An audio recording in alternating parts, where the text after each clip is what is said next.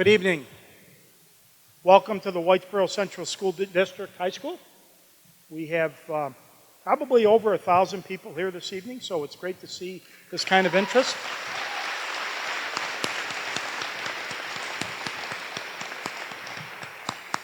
My name is Dave Langone. I'm the superintendent of the Whitesboro Central Schools, and we'd like to start our program this evening with the Pledge of Allegiance. So could I ask everyone to stand, please?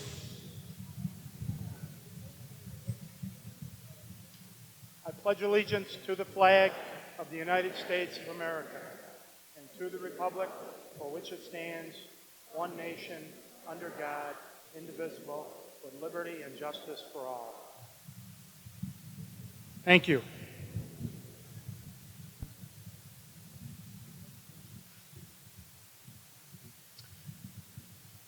There certainly has been a great deal of excitement, anxiety, and media coverage over education in the last several years, more than I can ever remember in my career, and probably more than ever before.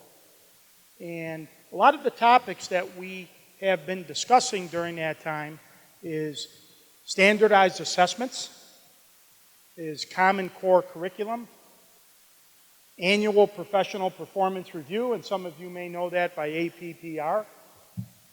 We're starting to hear information about modules now, which is really not exactly the same as Common Core curriculum, but it's a vehicle to help us deliver the Common Core curriculum in a systematic way.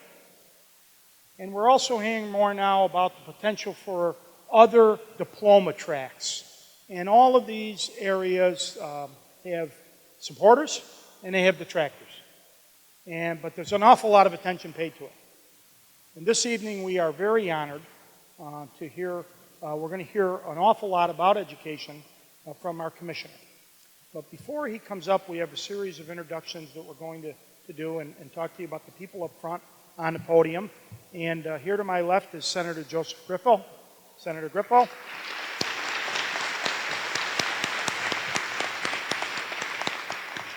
Assemblyman Anthony Brindisi.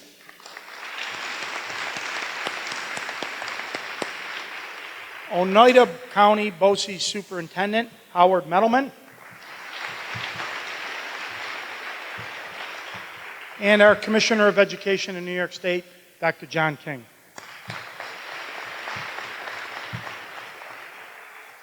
We also have in our audience today Mark Vivacqua and Jackie Starks, BOCES superintendents to our east and to our west. All of our school board from Whitesboro and many school board members, teachers, parents, and I even see some students in the audience. So that's great. It's a great cross-section of people. So I think this is going to be a great night. One of the things that I'm going to ask from you, because we need to have some rules having this many people here, is to, when the commissioner is going to do a PowerPoint this evening and then entertain questions. The one thing we'll not be able to do is hear any type of testimony that's going to take any kind of time. So please, if you come up and talk at all, please limit your comments to 1 minute. The commissioner has to leave for New York City this evening. It's a 4-hour trip. No one knows what kind of weather we're really going to run into. So we'd like you to be respectful. Obviously, with this many people, we just can't open it up without some type of structure. So we'd like you to honor that. If you do have comments, please keep them as short as possible. And questions, obviously, we think are the best format, because then we'll be able to learn what the commissioner knows and why some of the things are going on that sometimes confuses us and causes that anxiety. So if we can abide by those, I think it'll be a very successful night. As we move forward now, I would like to introduce our Assemblyman, Anthony Brindisi, who is a local attorney. He's been an Assemblyman for 2 years. And prior to that, and this was what makes him very unique and very informed, he was a school board member for the Utica City School District, as well as school board president. So without further ado, Anthony Brindisi.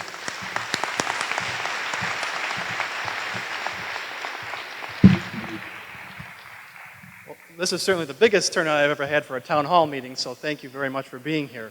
I'll be very brief. Just want to say hello. I want to thank the commissioner for being here.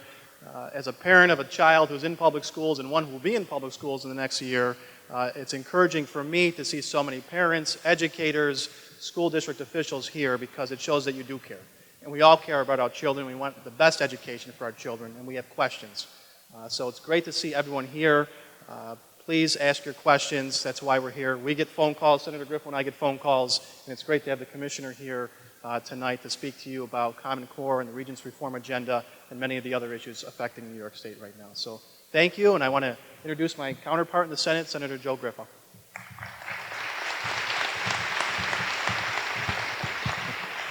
Thank you all for being here tonight. This is really an important opportunity, and I hope that we've afforded all of you this chance to interact with the commissioner because there are so many challenges and so many different issues that are confronting education in our community. So tonight, the thought behind this series was to allow all of you to come and directly interact with the commissioner, to have that opportunity to ask questions or to present a perspective, and I know that we'll do that in a respectful manner because I know it is very emotional sometimes, and I know that all of you here in Central New York, we are very good people, and we're going to make sure that we present ourselves that way this evening.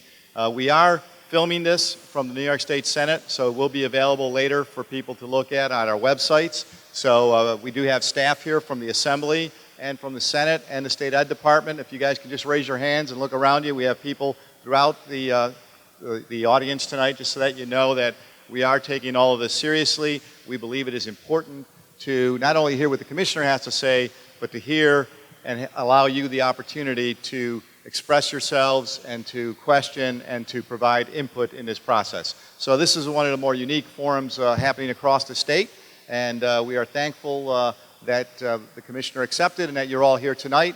Without further ado, I'd like to present to you now the Commissioner of the State Department of Education, Dr. John King. Dr. King. Thank you. Thanks. Good evening. So I first want to thank everyone for taking the time to be here, for committing the time to this conversation.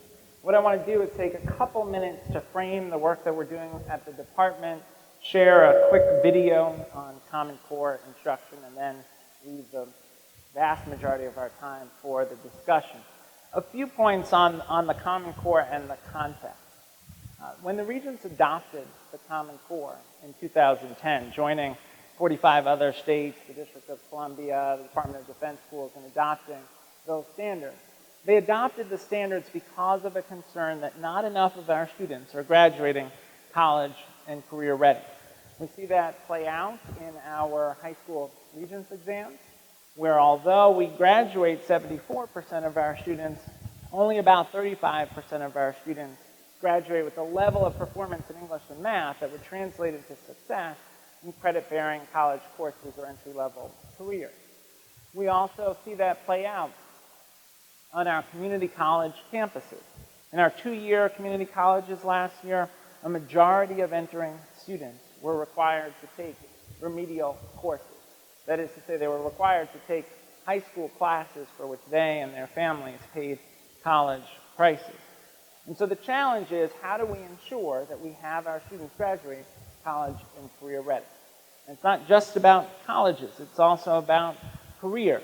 In the United States, despite our our unusually high unemployment rate, we at the same time have an incredibly large number of jobs unfilled because employers cannot identify candidates for those jobs who are ready to succeed in those jobs. In many ways, we have less an employment crisis in the country than we have a skills crisis. So it was in that context that the Regents adopted the Common Core in 2010, and we began the work to ensure the successful implementation of the Common Core. Since 2010, as a state, we've spent some $1.5 billion on professional development. At the department, we've been focused on professional development through the network teams. Many of the educators in the room have worked with the network teams that are based in the BOCES and school districts who've been providing professional development on the math standards, on the English standards, and in particular on the instructional shifts that the standards require. Things like asking students to write more, to write with evidence drawn from text, asking students to read more challenging texts that help them build the academic vocabulary that will allow them to succeed in college and careers. asking students to focus on a smaller number of topics in mathematics more deeply to ensure that they are prepared for success in later mathematics, and ensuring that students see math not merely as a set of rules to memorize, but as a set of tools to apply to real-world problems. Those shifts in instruction are the essence of the Common Core. The Common Core is really a set of standards. It is not, it's important to say, it is not a curriculum per se. Curriculum decisions rest with local school districts and local boards, as they always have. That said, in New York State, we are also providing a set of curriculum materials to districts to use on an optional basis for districts to adopt or adapt. Those curriculum materials are not intended to be a script, it's important to say. They're a set of resources. There are, for example, more math activities in the Common Core modules that we're producing than can probably be taught within the time frame. And so teachers will have to exercise professional judgment in choosing which problems to use, which activities to do. Similarly, in English language arts, we will ultimately build curriculum materials that have more text than there would be time to teach in a given year. And teachers will need to make choices about which materials to use and how to approach them. The key is to ensure that the instruction that is happening reflects those shifts in the Common Core, because we know that those shifts are then reflected in the expectations of college and career. Now, even with all of those supports, implementing a new set of standards is a challenge. It is hard. There are always challenges to any large-scale change effort. When I talk with the leaders of other state education departments from around the country, they too are grappling with the challenges of trying to change instruction, trying to change materials, trying to better prepare students for college and career success. In New York, we have an additional challenge in that we had last year the implementation of Common Core assessments in 3rd through 8th grade at the same time as we had our first year of the new evaluation law. Now, states are at different places in their implementation of new assessments and new evaluation systems. We join with 40-plus other states in this work on changing evaluation systems, and again, with more than 45 states in the work on changing standards. But having those things happen at the same time creates additional challenges. I know testing is certainly a topic that we'll talk about tonight. New York State gives, as you know, English language arts and math exams in grades 3 through 8 has since the advent of No Child Left Behind. New York also requires Regents exams at the high school level, has since the 1860s. Those assessments have remained stable, but as part of the implementation of the evaluation law, there were local decisions to make about other assessments. And we already know that having a year of the evaluation system under our belt, some districts and bargaining units are making adjustments to their evaluation systems, making different choices about the locally selected measures or different choices about the student learning objectives and which assessments to use and how frequently to give them. We certainly at the department have tried to emphasize our view that the key to success on the assessments is strong instruction.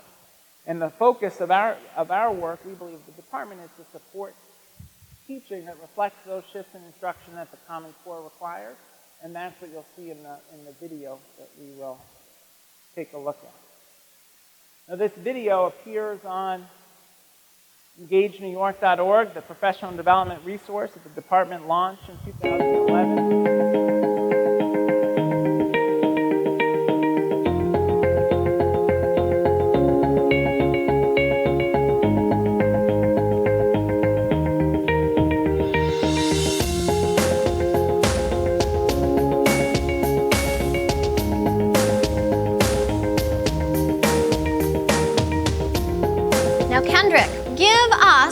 The 3 words, not that Kendrick would use to describe a hamster, but that the author used. What is Wheatley's purpose in writing this poem, and how is tone related to purpose? What is a difference between insects and spiders that you find from the text? When we have a lesson that's focused on the Common Core instructional shifts, the students are much more engaged with each other. Let's find another difference.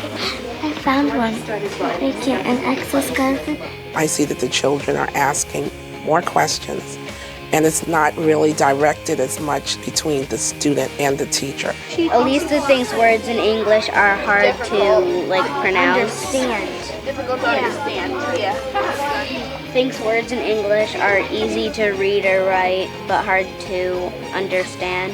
Yeah, I think that's good. Get the students more involved, be more of a facilitator rather than taking on the lead role in those conversations. Now I want the three of you to talk about how all of that thinking can come together so you can write down one theme, okay? As teachers, we always have the end result in mind, but we want to get there fast. And doing a close read is a slow process. Of course, the teacher can answer a question more quickly, but that doesn't matter as far as the Common Core goes. It's the deeper understanding. So I can really visualize it and see my data and see my information that I collected. What could I do? You could put it in a bar graph. You have to let go and say, okay, let me give the kids the special time that they need to be able to absorb it. I think we're seeing better results as teachers because they're getting that time now. It's a lot harder. You have to work hard. You have to keep on top of your work. Ms. Williams gives us an essay once a week, and she gives us plenty of homework to do, a lot of stories to read. In English, you have to know how to use certain words and how to interpret a poem correctly. It said how their race was discriminated, but it also says may be refined and joined by angelic train, which if they're describing... I see fewer and fewer passive learners, fewer and fewer children sitting in the back unnoticed, doing nothing. These practices let all students be successful and engage in the thinking. What do we know about opposite sides of rectangles? They're equal. They're equal, excellent. So if opposite sides are equal, if this length is 7 yards, what could you tell me about that length? Oh, What could you tell me? it's 7 yards too. So can you fill in the missing information now? When you're doing perimeter, you have to measure all the sides. Excellent. As a superintendent, it's incredibly important that you know conceptually what is going to be happening in your classrooms, what is expected of a student to graduate college and career ready. I need to know what college and career ready looks like, and I need to infer that from those Common Core state standards. We need to stick together in our own learning. If we want to lead the core, we have to deeply learn the core. We've studied the core. We've done the hard work of really looking at the shifts. As superintendent, I'll take a learning walk. We'll look for evidence of those shifts in the Common Core. What did we see? What text-based conversation did we see? What nonfiction did we see? What mathematical thinking did we see students using? And we're looking and we're collecting evidence for those shifts. Having people come in and observe what you were doing has really opened up doors as far as, okay, here's where I am with Common Core, where do I need to go? The bars have been raised. College and career readiness is different than it used to be. The changes in professional practice that the Common Core requires are asking people to leave behind practices and ideas that they've held dear for years. I talk about growth mindset with these teachers. I ask them to see themselves as learners, to see that they can grow and learn, and that it's safe to take risks and try new things. Cuando leamos el segundo texto, van a estar pensando, ¿qué nos dice el texto? ¿En qué se diferencian los insectos y las arañas? As teachers, we should always evolve. What I was doing at the beginning of the year doesn't look the same as what I'm doing today, and it doesn't look the same as what I will be doing in September. It used to be, this is the way to get the quick answer. This is how you do it. You want to find perimeter, add up the sides. It's as simple as that. But now you really need to know why you're doing it, what you can do with it, and you really need to understand the math that goes behind it. Are you asking enough higher level questions? Are you asking enough critical thinking questions? So you kind of have to look at what am I doing already and what do I need to change in order to meet the goal? Change is never easy. And I know many times teachers are very apprehensive to change. And myself included, in the beginning, I thought, oh, second graders being able to do this, my English language learners, they need so much more scaffolding. Yes, that's correct, but it's not impossible. Margarita, you were saying that insects here in the text says that they have a life cycle. But does it say over here that spiders have a life cycle? No. But do you know that spiders have a life cycle? Yes, of course they do. But are we writing information that we know or that we find from the text? Find from the text. Exactly. I think when teachers do it, when they're totally committed to it and they're not going at it with doubts, and they'll see some of the benefit, I think they'll be convinced. I am excited to see how the development of students who are immersed in this kind of learning long-term happens. I can't wait to see what happens when they've had 2 years, 3 years, or 4 years of this kind of work. What they'll be able to do when they're in 11th and 12th grade, I think is going to amaze us all. The Common Core is a national movement to once and for all name the skills and knowledge students need to be truly ready for college and careers by the time they graduate from high school. We've worked hard to change the way our schools teach since 2010 to better align with the expectations of the Common Core state standards. We look forward to partnering with you to ensure all our students are prepared for college and careers. Visualize what I'm asking you. Is this enough information? Look at what your partner did. Look around the text and figure out what that word means.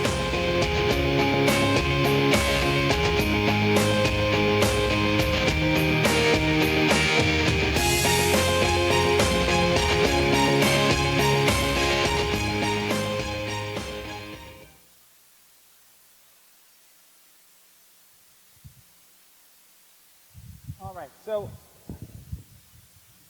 make one final point before we go to Q&A. So this, as I said, this resource, the video is on our engagenewyork.org website. That website has now had over 30 million page views as people access the resources there, from tools to evaluate curriculum materials against the Common Core, to curriculum modules as a resource for instruction, to video of effective teaching practices, a library that continues to grow. And we'll continue to grow out that collection of resources and support the network teams that are working in the BOCES and districts to support the professional development around the Common Core. So with that, happy to take your questions.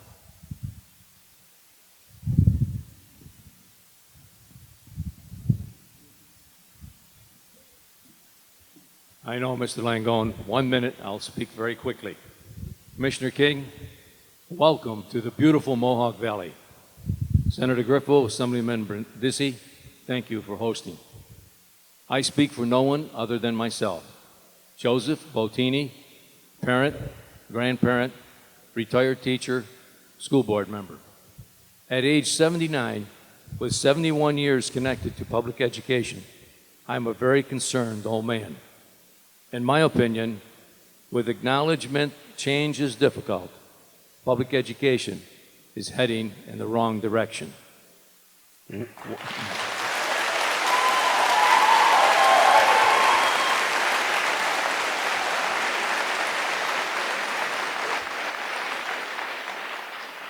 One cannot successfully superimpose an industrial or business model on an education system.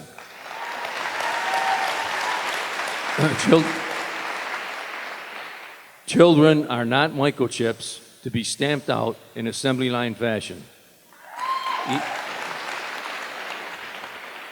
Each child is valuable. Each child has worth. Make no mistake about it, children are being abused by the expectations of the present system each and every day.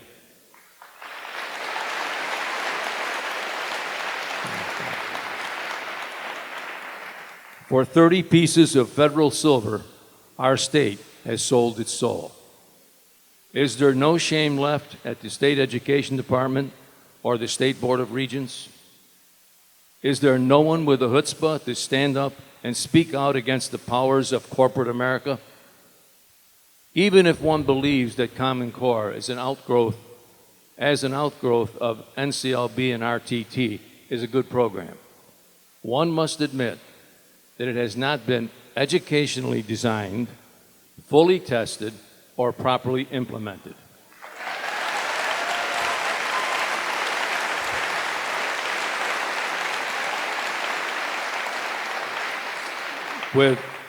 With heavy heart, I plead you dig deep and muster the courage to address this issue using a moral posture in consideration for the well-being of our children.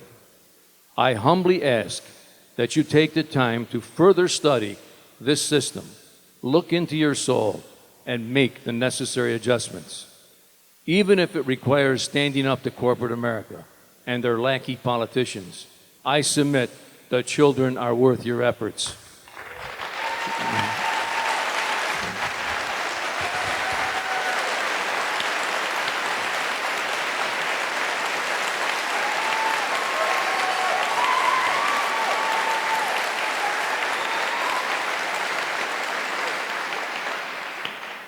Thank you for visiting our beautiful valley, and thank you for listening to this very grieved old man.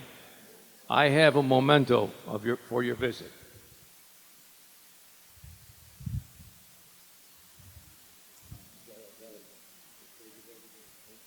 Thank you. Thanks. Thanks, I appreciate that. Thank you.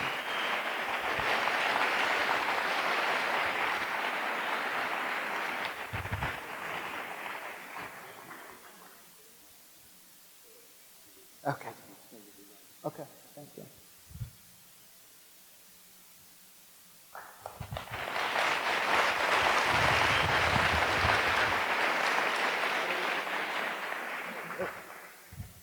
So I appreciate the civility of the remarks.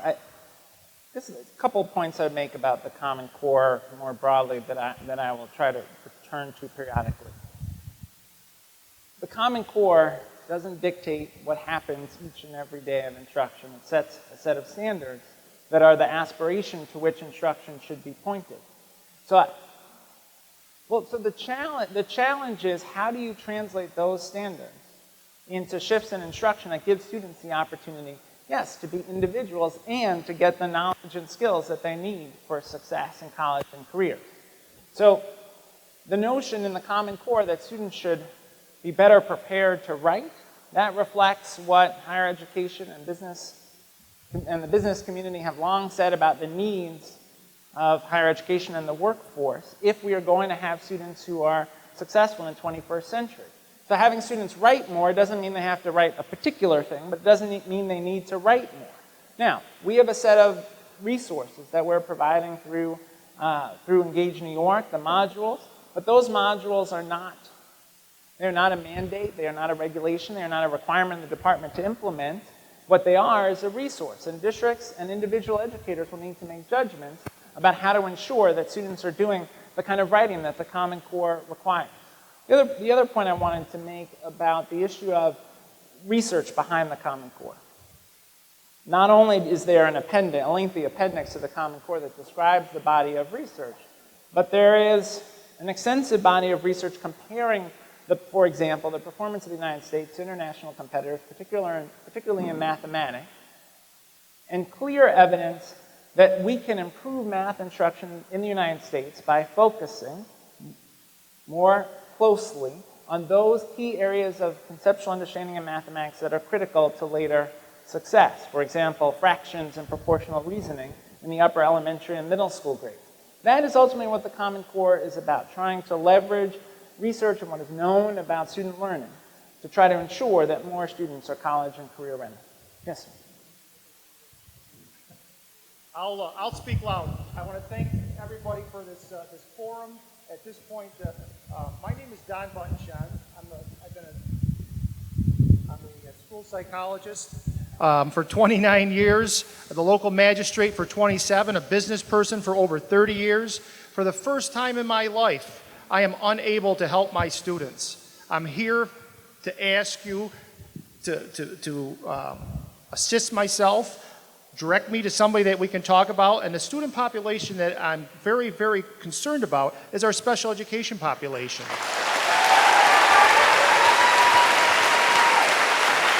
I mean, before I came, I took a snapshot, just quickly, of two classes. There's 17 students with IQs less than 70, with academic abilities, first grade or less, with core language scores in the severely impaired range. I mean, they're beginning readers.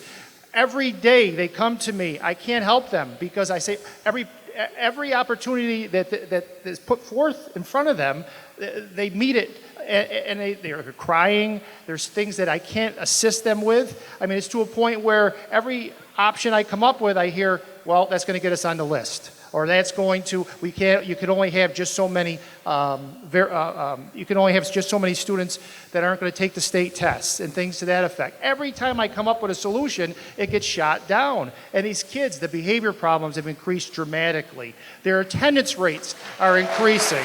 It's to a point where, I mean, I don't know what to do. So I'm here seriously to ask you for assistance. Can you tell us what we can do for these students, these option classroom students that are encountering so many difficulties?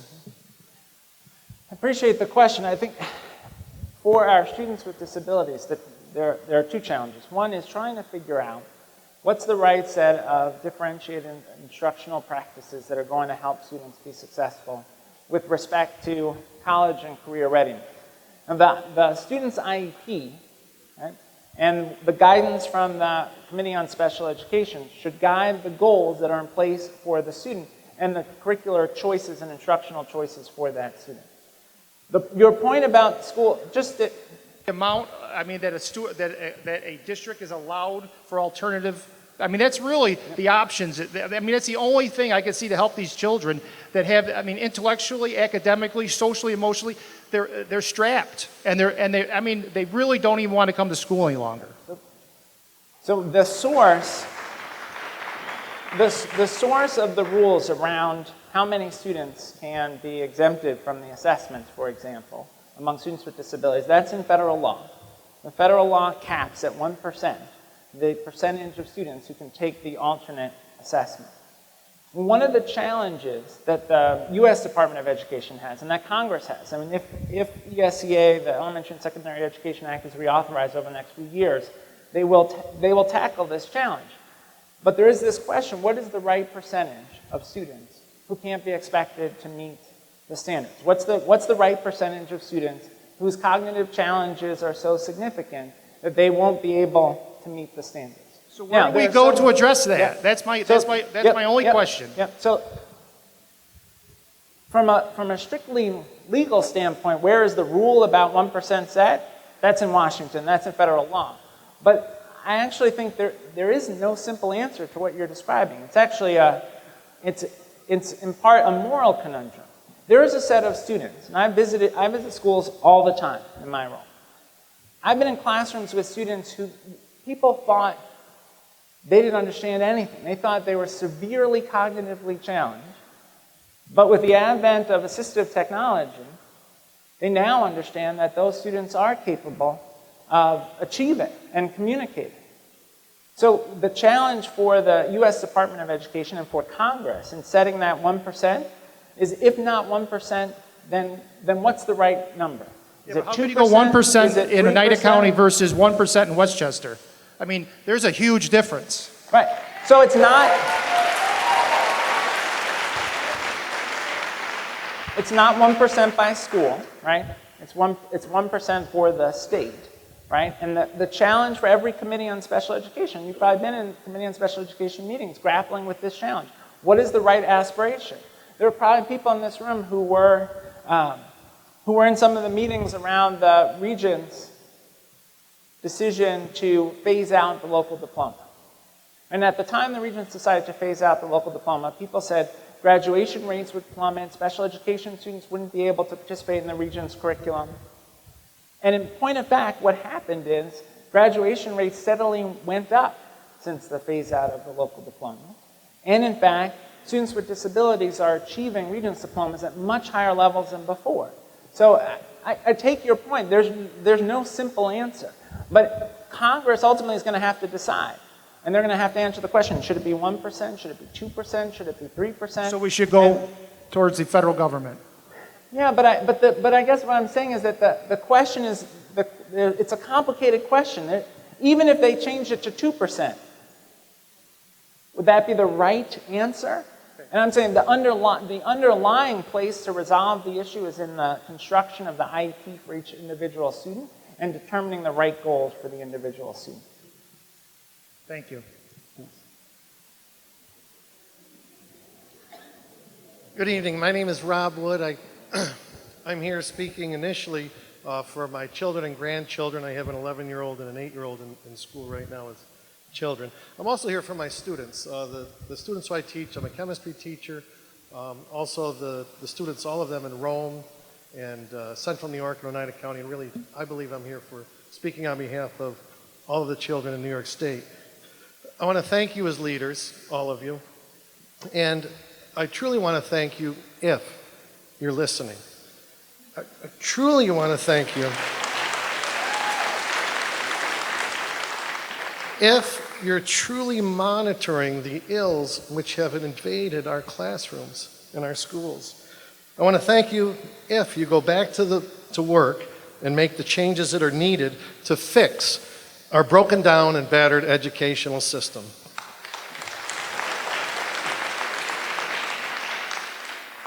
My belief is that people are in this room right now because they're suffering. Members here, people who have come out to see you, to speak and listen, are here because we are in pain. And our children are in pain, and we're standing up for them because they can't do it.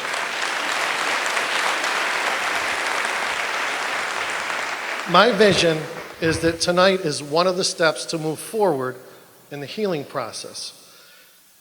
I thank you if you do go back to the drawing board and get this right. I'm confident in your leadership, the local politicians, the commissioner, and the Board of Regents, that we can get this thing done right. Your vision was wonderful, and I think that what you wanted to obtain has a high degree of respect. The problem that I see, respectfully, is that the course of action is inappropriate, and we're on the wrong path right now. The present challenges are unrealistic. I can't ask my 11-year-old to climb a mountain, nor my 8-year-old to swim a sea, but I can start in small ponds and pools and hills. And that's probably a fair analogy. So the present curriculum and the present tests are not age nor cognitively appropriate. So my question to you is,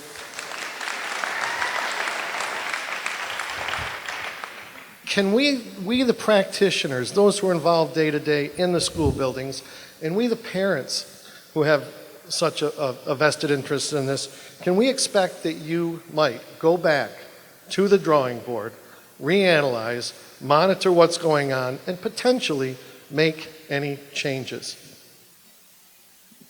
So I think we disagree about the assessments. So let me start there. I think we disagree about the assessment. The assessments were developed through a multi-stage process that involves educators from across New York State in the review of every item that goes on the assessment. Are they hard? Yes. Are they challenging? Yes. Are they more challenging than the assessments were before? Yes. Do they reflect the Common Core? Yes. And so the challenge is, how do we help students to meet that challenge? Now, there's different performance across districts in New York State. And some districts had much larger shares of their students perform well, and not just based on socioeconomics. Right? At any given level of district spending or district need, there was a variety of performance. Part of that is about how we organize instruction. I've spent much of the first few weeks of this school year in classrooms across the state, seeing the Common Core in action in classrooms, seeing, as we showed in the video, seeing classrooms where students are doing the work that the Common Core calls for. Now, you're right that we can't expect students to go from 0 to 60. There is a process.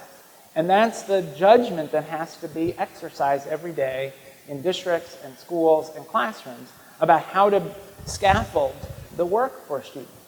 So certainly the work has to be sequenced for students, that providing the right professional development to support the right sequencing, providing scaffolds and supports. We've got to do more of that, and we're committed to that. Even this summer, one of our projects was around English language learners, a population of students that we know struggled on spring 2013 assessments, the students who are still English language learners. Former English language learners actually did fairly well, comparatively. And so what we know is we've got to figure out ways to help students, we've got to figure out ways to accelerate students' acquisition of language skills. And so that's why we developed the bilingual Common Core progressions that walk through at every stage of language development how you might approach the standards in the English language arts standards. So yes, is there more we need to do to provide the right scaffolding and support at the state level and at the local level? Absolutely. But do I think that the Common Core asks too much? No. The Common Core was developed by asking, what is it that students need to know and be able to do to be successful at the next level so that they get to college and careers ready to succeed? And the challenge for all of us is to figure out how we help students get there. My boundaries, but it seems as though you brought merit in your response to some extent, at least from what I heard. It sounded as if you were maybe willing to monitor the process, and if the belief from the practitioners and the parents are that right now this is a mess, are you, again the question, I guess, are you willing to stop and monitor the process sooner rather than later? We are, it's really important, it's really important to say that we are monitoring the process. I've visited more schools than any of my predecessors. I'm in schools all the time. I've been in schools throughout the state over the last few weeks where the Common Core work is happening very productively for students. Whether it was in Fayetteville, Manlius, where teachers started this work back in 2009 collaboratively with administrators, or the Amherst School District out in Western New York, or classrooms in the Bronx where I was, where students were engaged in rigorous writing that reflects the Common Core. It is doable for students, and the question is, how do we as the adults organize ourselves to support student success? So if your point is, are we monitoring and making adjustments and trying to provide more supports? Yes. That's our role and responsibility. And we're going to keep trying to provide additional supports, just like the bilingual Common Core progressions that I described, or the videos that we continue to add of examples of what it looks like successfully in classrooms. And we're going to keep doing that. Part of why I'm doing these events is to listen and to try to ensure that the work we're doing at the department is responsive. But no, we're not moving away from the Common Core or the commitment that every student should be prepared for college and career success.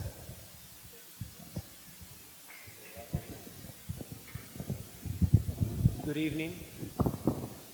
My name is Gregory McCrae. I happen to be a school teacher. I have 20 years experience, but I'm here as a father, and I stand first as an advocate for my son.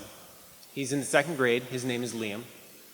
I just want to take a moment to break away from the commissioner's narrative and the false dichotomy, the perception that we have one set of education advocates that supports high stakes, that supports high standards, and we have another set of educators that is somehow stuck in the past. And with all due respect to the superintendent, thank you for hosting the event, but anxiety is not caused here by a lack of information. Anxiety is caused by the changes that happened drastically in the last couple of years.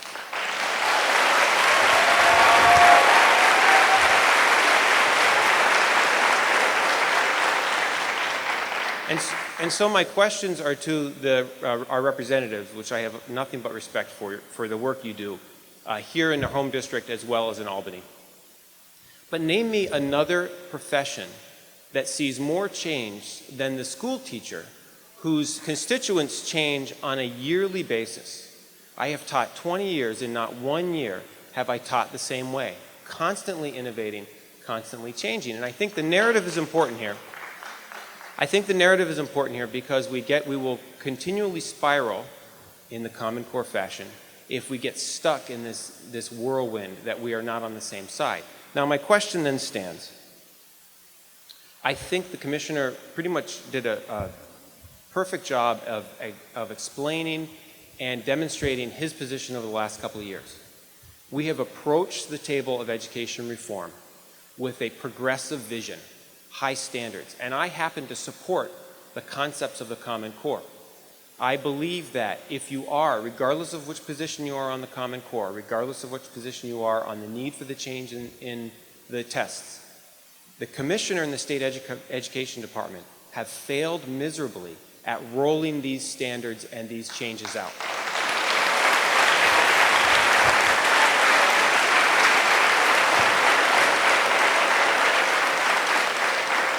And this is an important distinction to be made, because any other department at the state level would have undergone a detailed review at this point if the same mistakes were being made. And I understand that the hallowed halls of the State Education Department are empty, that they have lost staff over the last few years, but they are awash with federal funding.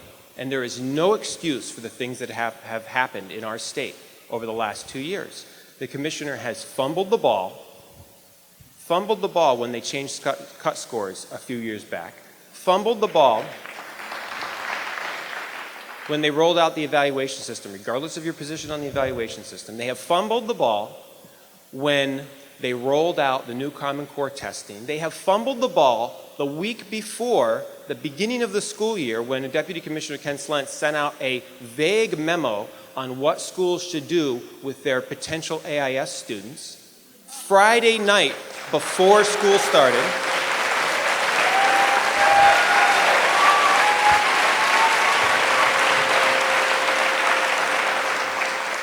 many districts still do not know how they're going to address the increased needs, possibly the increased funding that's going to be needed to fund the IAS and resource teachers. They fumbled the ball in the first week of school when they rolled out the modules. And a colleague of mine shared with me a module from second grade, 1B2, a copied form letter that her teacher sent home, no personal approach.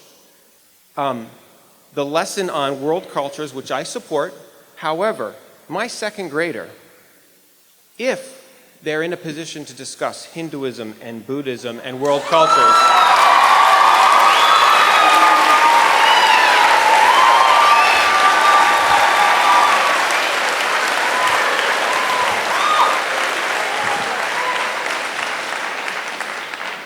if my 7-year-old Liam is in a position to discuss religion and world cultures and Hinduism and Buddhism, it will take place in my living room and not in my son's classroom.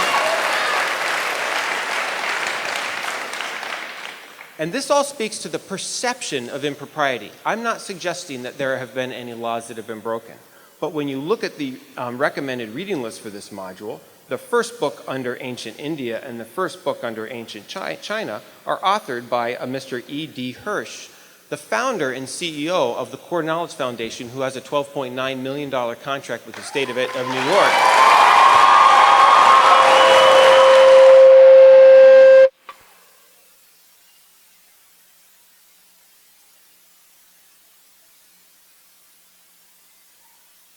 The commissioner fumbles the ball when he answers questions, when he discusses American children's performance as compared with other countries, because he does not discuss long-term longitudinal data since 1973 of the NAEP tests that are clear in stating that our students in math scores have continued to increase significantly more than other countries. We are on the rise on our national test data. And this is the problem with the discussion about testing, is you're working with professionals that also read the data. And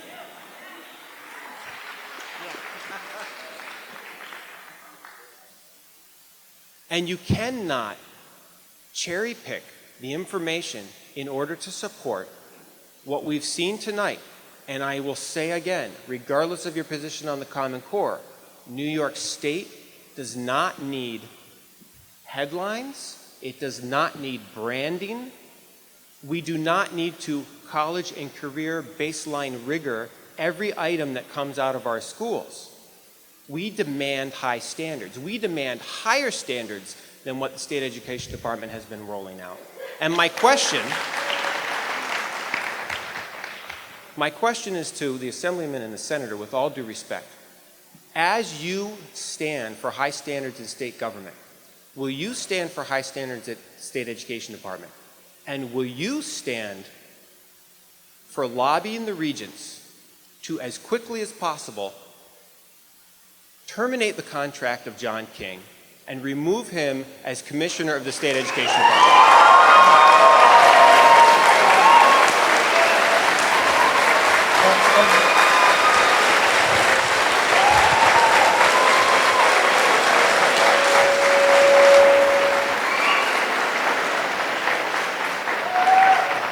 Try to get get back to where we were to begin with. This is all very entertaining, and I'm not even gonna, whether or not I acknowledge what you're saying, agree or disagree. We have a lot of people that are lined up that are not going to get an opportunity to ask their questions of the commissioner. He is going to have to leave. Well, so please, you've asked the question of the legislators. I don't know if they're going to choose to answer you. So if you have a question of the commission, but we are going to have to move forward so that everyone gets an opportunity before the night is terminated. So if you have a question for the commissioner, if not, we're going to have to move on. And I'm not sure they choose to answer it at this time. They may want to answer it. They're going to get an opportunity to speak, but if you want to...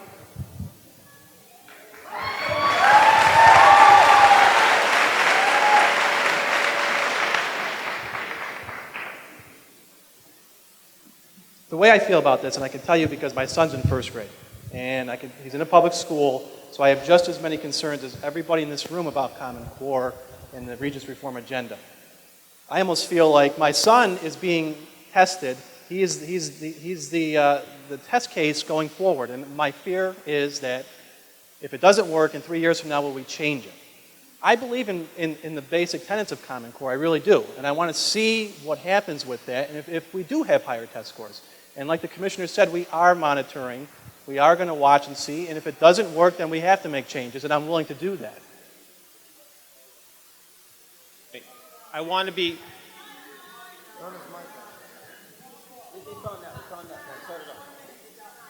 I just want to be clear that I'm not questioning, although many people have brought reasonable questions to the Common Core and the testing. I do not question the Common Core and the testing. I question the quality of the management and the administration at State Education Department. We are all reaching the same goal, but in a football game, if that quarterback is having trouble getting that ball down the field, we take him out, we put somebody else in. And it's about, right now, it's not about the Common Core, and because that's an argument that I know many of us will not win, because it has arguably there are strong reasons why we're reaching for higher standards. I submit that John King and his administration at the State Education Department have done an ineffective job of rolling out these initiatives, and I think as a representative, you should consider this and consider a different path towards these goals and these standards.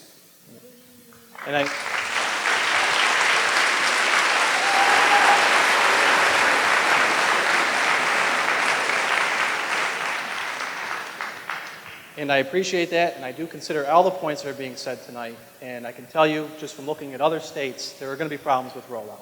You saw it with Kentucky, which was the first state that rolled out Common Core 3 years ago.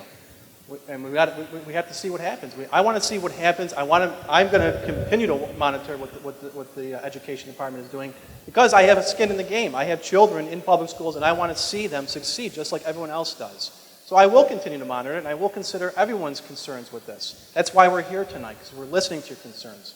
But I want to see how this thing rolls out, and hopefully we will see higher test scores going forward.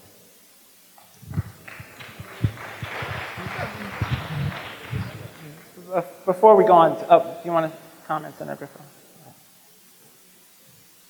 Just going to make just a quick comment. The New York State Senate has convened the Senate Committee on Education in a formal way to look at each and every aspect of this. So the Senate is formally reviewing all aspects of policy, operations in that sense. And Senator Flanagan was here last Tuesday night. So that's what we are doing on that end. But I'm going to ask everyone again tonight to, again, it is emotional, I understand it, and I appreciate that. But we're good people here in Central New York too.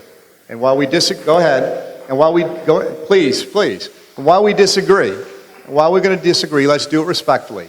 So let's keep the noise down. Let's let the individuals have the opportunity to ask the question. Let the commissioner be heard. Let's just show respect and civility. I know there are young people in the audience tonight. Let's show them that we can all act like reasonable and responsible adults here tonight. That's why we put this together for everyone. This isn't being done in other parts of the state. It's being done here because the Assembly and I felt that it was important that your opinion was heard, that your voices could be listened to, and that you had the opportunity to interact. So please work with us tonight. I know the superintendent will continue to coordinate this. This very emotional. I know there's a lot of frustration. Let's do this respectfully. Thank you.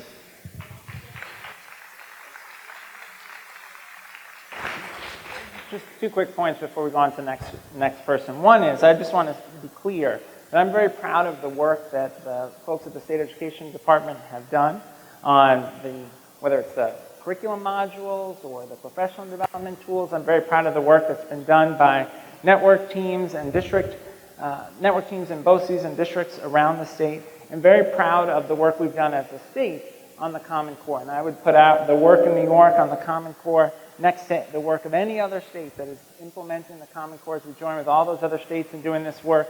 Very proud of where we are, and realize that there is more work to do, and there's always more work that we could do. On the point about the core knowledge curriculum, I just want to underscore that core knowledge is the curriculum that we've made available as a resource for P through 2. Core knowledge has decades of research behind it, including actually very formalized random assignment field testing. All of that said, whether or not to use each element of the core knowledge curriculum is a decision that needs to be made locally. Curriculum decisions remain local decisions. Yes, ma'am. Oh, okay. Go ahead. I'm not 6 foot tall.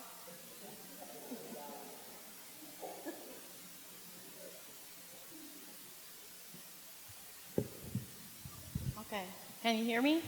Oh, good. My name is Tammy Knight, and I am a special education advocate and a parent of a child with needs. In November of 2011, I read an article titled "The Rise of the Rest." This article stated that we needed to direct the educational system toward the accelerated student to provide for a college-ready student. In the past, New York has always had high expectations and has always gone above and beyond for the student with special needs, from related services to support for parents and teachers. Parents from other states have actually moved to New York because their state's regulations are strict IDEA regulations, nothing more. Cuomo slashed special education by millions. The region started taking apart the regulations of the Commissioner of Education, aligning with IDEA, leaving just a shell of an education.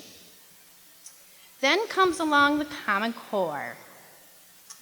We are just a month into the school year, and already typical children are crying because of the new terminology and how they have to perform.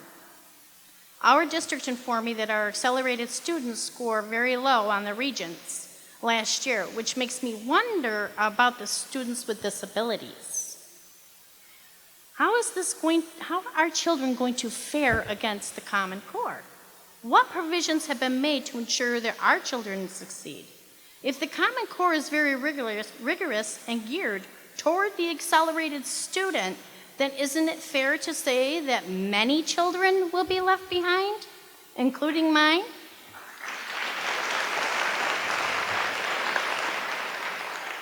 What about privacy? What about their privacy? What about our privacy? What about our rights to privacy? Will this database be the end-all be-all when it comes to getting a job like a credit card, which will promote discrimination based on grade, disability, and family history?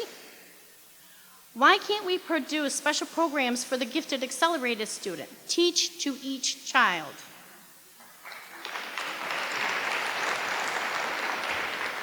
As we have in the past for the disabled student, instead of generating this so-called new standard for New York. Isn't it that special education is not only about the disabled child, but the accelerated child? So I agree that we should teach to the needs of every child. And so that's why I want to emphasize again that the Common Core reflects a set of standards that are consistent with what students need to be college and career ready. But the instructional decisions day to day have to be based on the students who are in front of us in the classroom. So I agree with you about tailoring instruction. The challenge that we have is that not enough students are graduating college and career ready. It's not just a challenge for our general education students, it's also a challenge for our students with disabilities, it's a challenge for our English language learners. We have very large gaps between racial and ethnic groups in terms of graduation rates and college and career ready rates. And all of our fates as a community are bound up with trying to make sure that more of our students are prepared to be successful after they leave high school, whether that's in college or career. So I agree with you about trying to differentiate and trying to provide different support for different students. The decisions about how to do that have to be made locally. They have to be made at the district level, at the school level, and ultimately at the classroom level. And that is the vision behind IDEA and the IEP that each student has. And in many ways, what we aspire to is a system in which we have unique goals for every student that we work towards in our instruction. So I agree with you on that point. I have an 8th grader, okay, that is reading 2nd grade level. He is on the Regents track, and he has what they call the Cadillac IEP. He's reading at a 2nd grade level. He's on the Regents track. Help! How do you get him from point A to point B so that he can be college ready? Are you going to tell me this is going to work? I got news for you. That video right there showed me it isn't going to. He's going to get left behind. And a lot of other children are going to get left behind.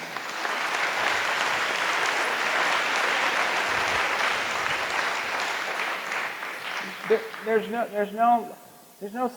no silver bullet answer to how to have a student who's struggling as a reader make huge gains. And the Common Core isn't a silver bullet. There isn't. Yes, there is. It's called basics. Getting back to basics.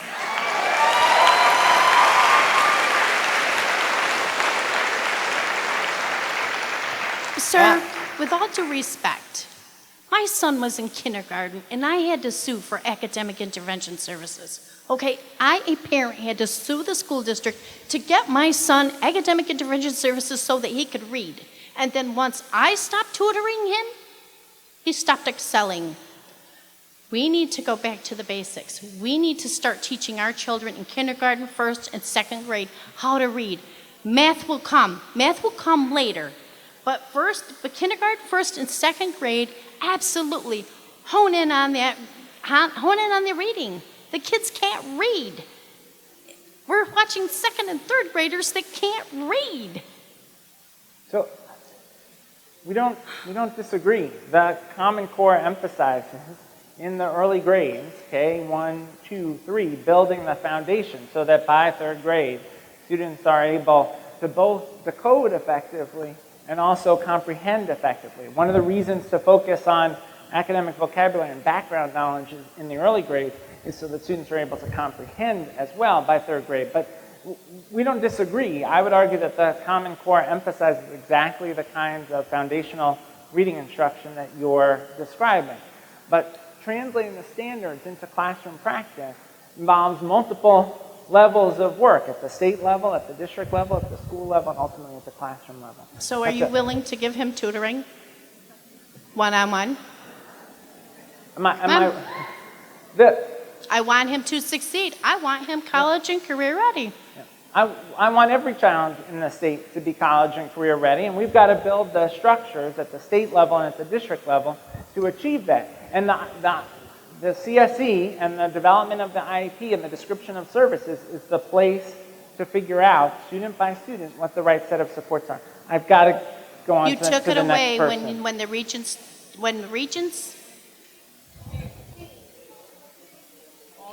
the commissioners, yes. Just to be you clear, changed it.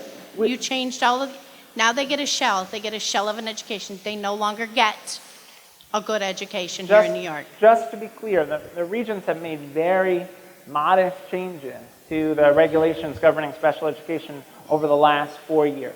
Modest?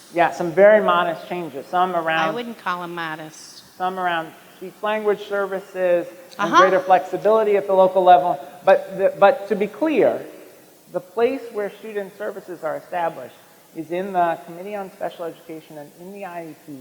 And the regulations and state law that protects that, as well as federal law that protects that, remain the same. But I got to go on to the next person. Thank you. Yes, sir.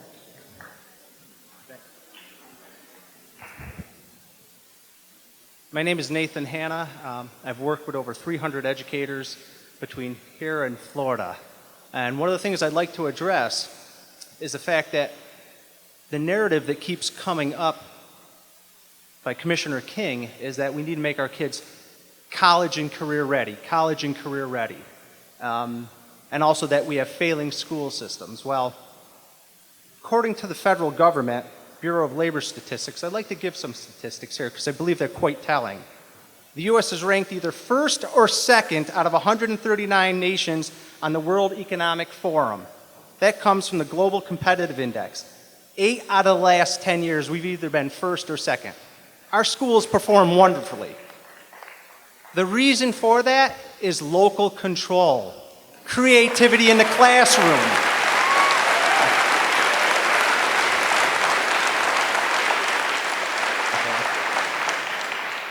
We've never ranked below 6th place during that period, regardless of results on international assessments or adopting national curriculum standards.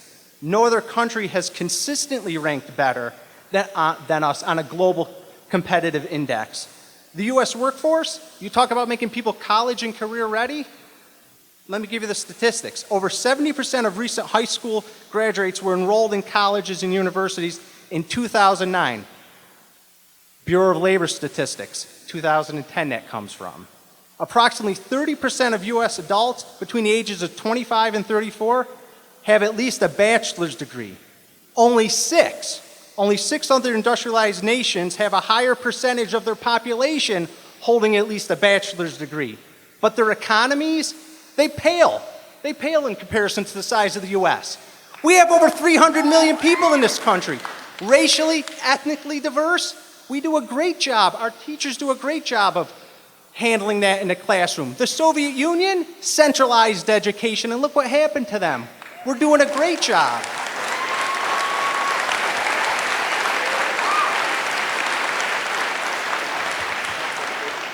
I see the faces around me. I see the people. I see my own son coming home with homework, looking at the math. I'm an educated person. I have higher degrees. My wife has master's degrees, multiples. I look at this homework and I say, this is crazy for a second-year-old. There is no creativity. It will become rote. All they're asking for is, okay, if we can't stop Common Core, you have control over it in the state. The federal government cannot write curriculum. Remember that.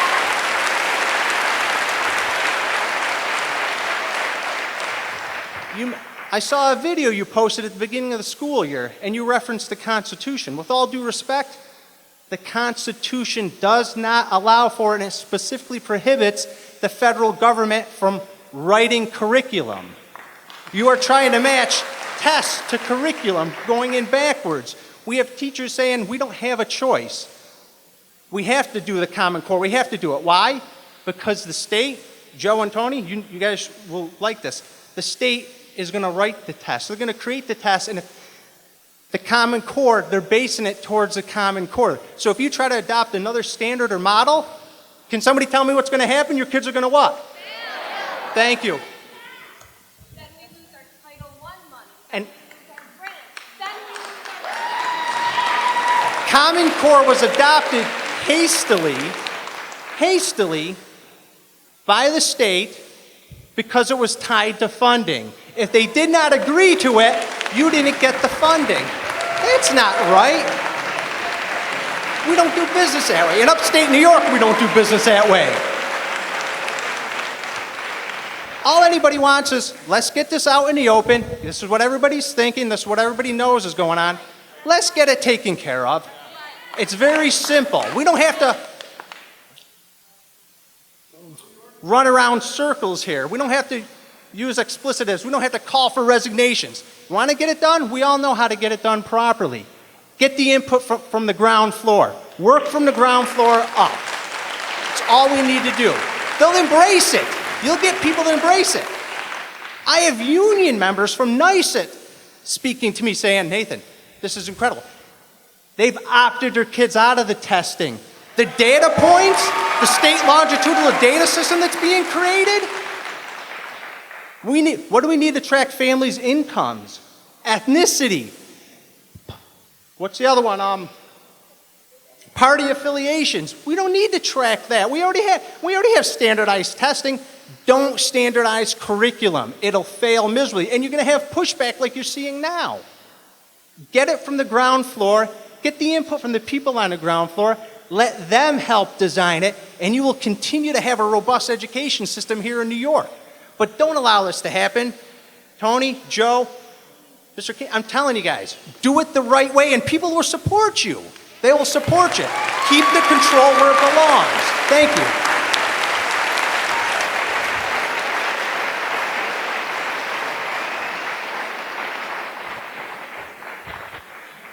So I just want to make sure some things are clear about the Common Core.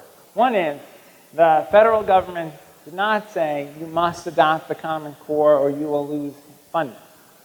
In fact, hold on. In fact, for Race to the Top, what was required of states is that they commit to college and career-ready standards and that they describe the process by which those college and career-ready standards were established. For the purposes of the waiver from No Child Left Behind, what the federal government required is that states commit to college and career-ready standards. So that's an important distinction. Second, the Common Core was not developed by the federal government. It was developed by states working together and convening K-12 educators, higher education faculty, and business leaders from across the country to work to develop the standards. Now, you're right that curriculum can't be set federally and actually isn't being set by the state either. We adopted the Common Core standards. We provided a set of curriculum resources. Curriculum decisions have always been and still are local decisions. Now, if districts decide to adopt the curriculum materials that the state has provided, that's fine. They can then decide if they want to use them as provided, if they want to adapt them. And we were very clear from the outset of our work to produce Common Core curriculum materials that they would be an optional resource for districts, not a mandate.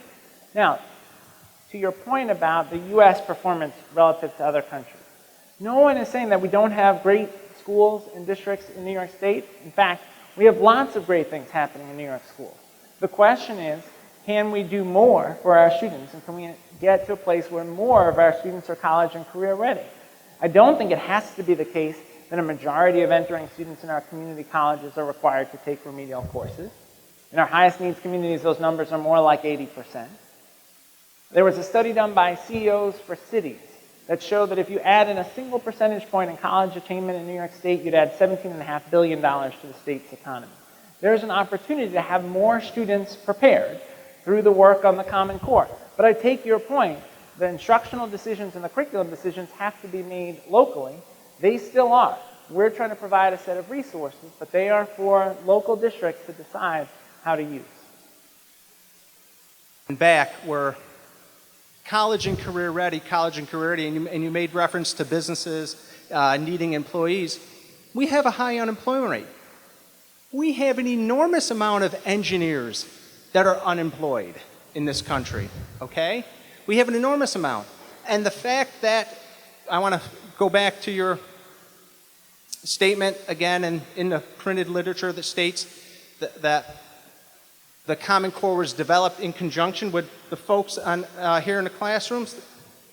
It was done through DC trade associations, National Governors Association. These are trade associations. I don't go and build a business talking to the trade association if I need to know what their needs are. Joe Griffo isn't going to do that. He's going to come down to the local businesses. Anthony Brindisi is going to come down to local businesses and say to us, what do you guys need so we can grow Utica? What do we need for Whitesboro? What do we need for New Hartford? That's where the issue, the divide is coming from. You're doing everything from the top down. It doesn't work well that way. Just to be clear, there were teams of educators from across the country who were convened to work on the Common Core. It was not just trade associations, one. And two, just to be clear, and I want to make sure other people get a chance. I understand. Just to be a dialogue between the two of us, but I will say, I was just at the Manufacturing Association of Central New York convening on Friday, and the main message from a set of business leaders gathered around the table was that they are struggling to find the workforce that they need, whether it's math skills, communication skills. And so those are businesses in Central New York that are having a hard time finding the employees they need with the skills that they need. So Now, we need to produce 15 robots so that XYZ company can produce. I mean, this is the message that's being sent to people. You can hear them all. I understand what your concern is. That's not my, let's be clear though, that's not my message. That's the message coming from Common Core. No, it's really not. The work on the Common Core is ultimately about how do we change instruction so that kids are more likely to be college and career ready. It's that simple. We use calculus in the classroom. Everybody, right? Calculus is in the classroom. If I'm not mistaken, because I'm not a teacher, but I did review the Common Core material, and I looked at the fact that you had 2 members, one of the mathematics, that didn't even sign off on the validation. Okay, you had one of them that wouldn't even sign off on the mathematics, but we have the program, it's here. Let's make it work, let's make it better. Get the input from the ground floor. Keep control of your districts, get it from them. You guys have the authority to do so, and you can get a bill in the assembly going on that. Good. Good. But I don't want to monopolize the time, and like I said, I just thought this was a great dialogue because this is what's on everybody's mind. And they want to get it out in the open. Some people can't articulate it that way. But it needs to be taken care of. And if not, then it has to go. But I think the concept is there. But you can't standardize curriculum across an entire country. 300 million people, that doesn't work. We can't even get a budget passed. Now you're going to mess with the children? Again, just to be clear, let's and keep I it wanna go on to the next track. person. There is no national Common Core curriculum. Curriculum decisions are locally made. There are a set of standards about the skills that students need to demonstrate in reading and writing and math. I really need Well, to go then on this is to the next administrators person. out there. Then to all the administrators, let's make sure you guys get together with your local representatives and let's get a clear-cut, defined path on how we're going to tackle this issue. Because it's not being communicated out there. And what's being handed down is you have to adhere to it. I looked at the lesson plan. 15 minutes here, 15 minutes here, 20 minutes here. A debriefing? Who uses a debriefing with a 7-year-old? That is those materials are a resource for districts. And I know we have a moderator too, and I'm sorry, but I think this is a great dialogue that We're I'm having. we've got about 22 minutes left. All right. And there's a lot of people that really would like to either speak or ask questions. So we want to make sure we try to get to as many people as possible. So as we keep this moving, I'm not sure, Commissioner, who's next? Up? Over here to the right? Yeah. Hi. Sorry. I'm here as a dad, and I want to say on behalf of me and my wife to all the educators in the room, we love teachers, and we're thankful for all of our teachers. This conversation we're having today is not an indictment against these great educators. What is an indictment against these educators is Common Core itself, that is tying their hands from being able to do what their master's degrees have allowed them to do. You have reduced what they're doing, and I speak as someone for teachers that are afraid to stand up. Some teachers I know have been told by their teacher union rep to just keep it still or you will get a pink slip. Because as we see here, sometimes we're met with condescension from our superintendent when our citizens want to voice their concerns. And now here's my concern, and my question for you, Mr. Commissioner, is this. Why can teachers not download an entire year's worth of curriculum to review and ready themselves to educate my child? The implementation of this program has been sloppy at best and dangerous for the future of my child at worst. Why can't they download past Christmas, past Module 3? Simple question, please. Just I just need a simple answer. I don't need like 7 paragraphs. Why? You said you had a second question. Why don't you go ahead and ask the second My second question is this. I'm reading this, which is excellent. Read more challenging materials closely. Excellent. Discuss reading using evidence. Write nonfiction, which I hope this is, using evidence. You're talking about studies. Where's the evidence? Please don't tell me it's Kentucky. It's like 2 years. The woman on the video is like, I can't wait to see what happens in 2 or 3 years, or 4 or 5 years. Where is somewhere that we've done this? Could you imagine if the Attorney General issued cancer protocols throughout the country that never could show studies to show that it actually has worked? Where is this working? Not studies, evidence. So on the issue of evidence around the Common Core, Wait, first curriculum. Why can't they download curriculum? Let me come back to the curriculum in a second. So on the, hold on. So the superintendent made a fair point, which is about civility. Look, I don't mind hard questions. I don't mind a difficult tone, but I do think civility is important to maintain. So no, these are real questions. I appreciate you coming out. So thank you. I want to hear your answers. That's fine. On the point about research, there's an appendix to the Common Core that describes the research base that supports all of what's in the Common Core. Not research, evidence. That's just research. Like, who has done this? So what the appendix describes is the evidence that supports the areas of emphasis in the Common Core. So, for example, one of the areas of emphasis in the Common Core is academic language.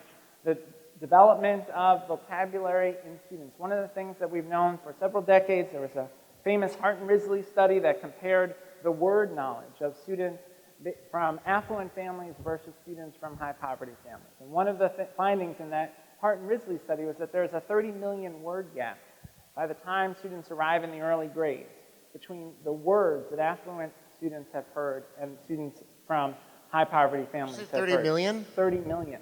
30 million word gap in terms of the number of words that they've heard. So one of the areas of emphasis, and you can Google Hart and Risley study, one of the areas of emphasis in the Common Core, as a result, relying on that research and that evidence, the way that it can be demonstrated that you can help students become better readers, is to build their vocabulary. Even if students can decode, as we talked about earlier, even if students can sound out the words, they're not going to be successful as readers if their vocabulary is too narrow. You need to build out their vocabulary. So the emphasis in the early grades in the literacy curriculum is on trying to support students building academic vocabulary, for example. Another area is in mathematics. There's long research that students are better able to succeed at later levels in math if they have command of the conceptual understanding, deep conceptual understanding of mathematics early on, that it undermines students' long-term success in math if they move through topics without ever mastering the conceptual understanding. That's one of the reasons why there's such an emphasis on fractions and proportional reasoning in the upper elementary grades and the middle school grades because of the role that fractions and proportional reasoning play in later success in mathematics. But these are all studies. Where did they roll out all these pieces at once as Common Core in a school and given it 3 or 4 years to thrive and show the test scores come up all together? It's a Frankenstein of an organization you're running. So standards are different from curriculum. Standards isn't about, here's a set of materials to go use with students. The standards don't have that. What the standards are is a set of indicators of what's the knowledge, what's the skills that students need at a given grade level. Now, the curricula themselves, those can be implemented, they can be adapted. There are, the curricula that we're working with have a set of research behind them and places that have used them. Core knowledge, for example, has been used for a very long time. Expeditionary learning has schools all over the country that have used different portions of what is in our ELA materials for the upper elementary and middle school grades. Curriculum is different from standards. No one is dictating what curriculum has to be used in every classroom. And I'm pretty sure teachers in this room would disagree with that. Thanks, Nicholas. So can you go to the Common Core curriculum landing page? I don't want to take people's time. I just want a simple answer why teachers can't download a year's worth of material. Yeah. So hold on, I'll come to that in a second. But can you go to the Common Core curriculum? Your modules.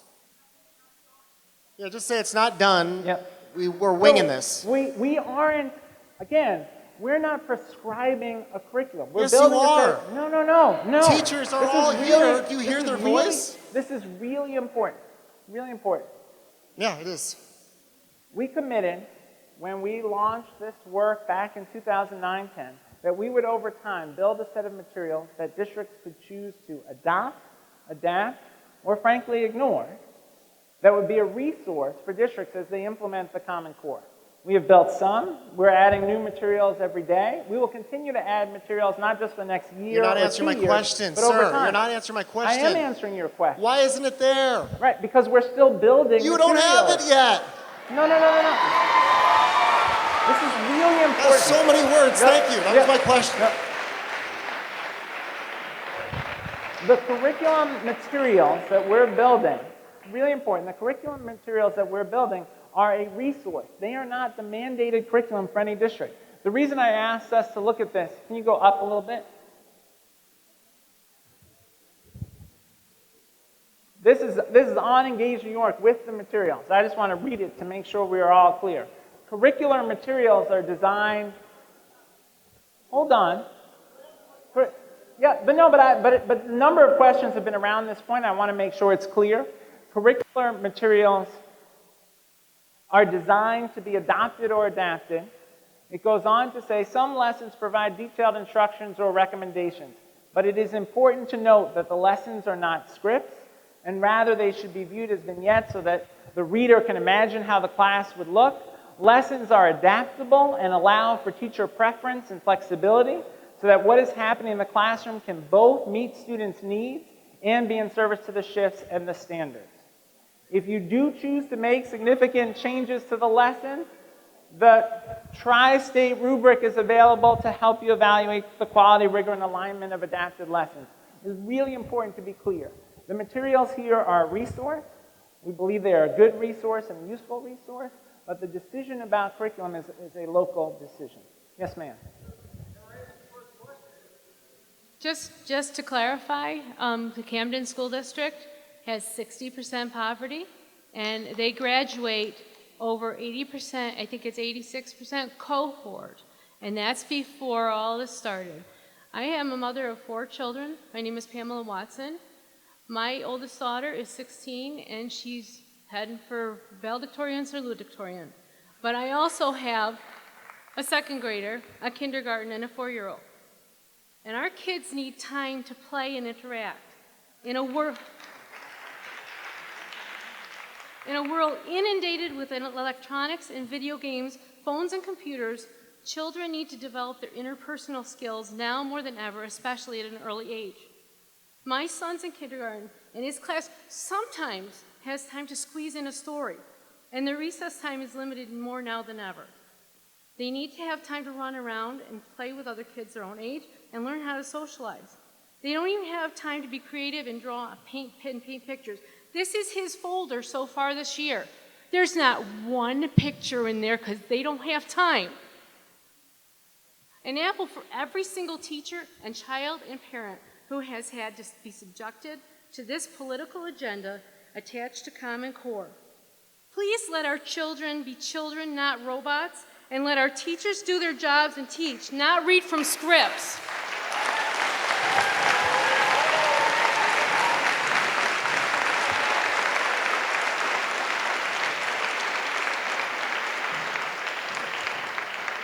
And I have one question. Do your kids attend public schools?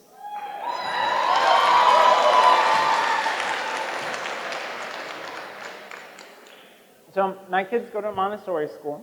Yep. Right. 2 points about that. One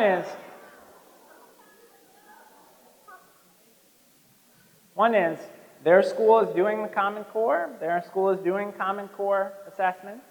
I believe every family has the right to make choices about their child's education that they think best for their family. Many of the elements actually in the Common Core, I think, are very consistent with the practices of the best schools, whether they are public or non-public. On the issue of play in school, I agree. It is not the position. They don't have time. With the modules, they don't have time. I can't underscore enough. Decisions about curriculum, decisions about how time is used in the school day, those are local decisions. We at the department have emphasized throughout this effort on the Common Core that actually play and art and music are critical to students' success, not just with respect to college and career readiness, but with respect to life. This summer, we gathered librarians and museum educators from across the state to talk about the work on the Common Core, because we know that the experiences that students have outside of the classroom can help them build their vocabulary, can help them build their writing skills, can help them discover new knowledge about the world, and all of that supports their success, again, not just with respect to college and careers, but with respect to life. So we don't disagree. Now, there are all kinds of local decisions that are made about how to allocate time. If there's a decision made to do less science and social studies in a classroom, that's not what the Common Core would say. The Common Core would say we need to do more science, social studies, art, music, to build students' knowledge of the world and their vocabulary. So there are choices that are made locally about implementation, but to be clear, there's nothing in the Common Core standards that says students should have less time for creative play or less time for science, social studies, art, and music. Actually, quite the opposite. Yes, actually there is, because the teachers have, like the gentleman said before, 20 minutes for this activity, 4 minutes for this activity, 5 minutes for this activity. And you know what? If these kids don't know how to socialize and interact with people, they will be failures at whatever they do, no matter how much education you shove down their throats. Yeah. But what you saw in the video, is lots of student interaction, lots of opportunities. And if I you look see through the my children material- coming home every night, and they don't want to go to school, and they have always loved school. So,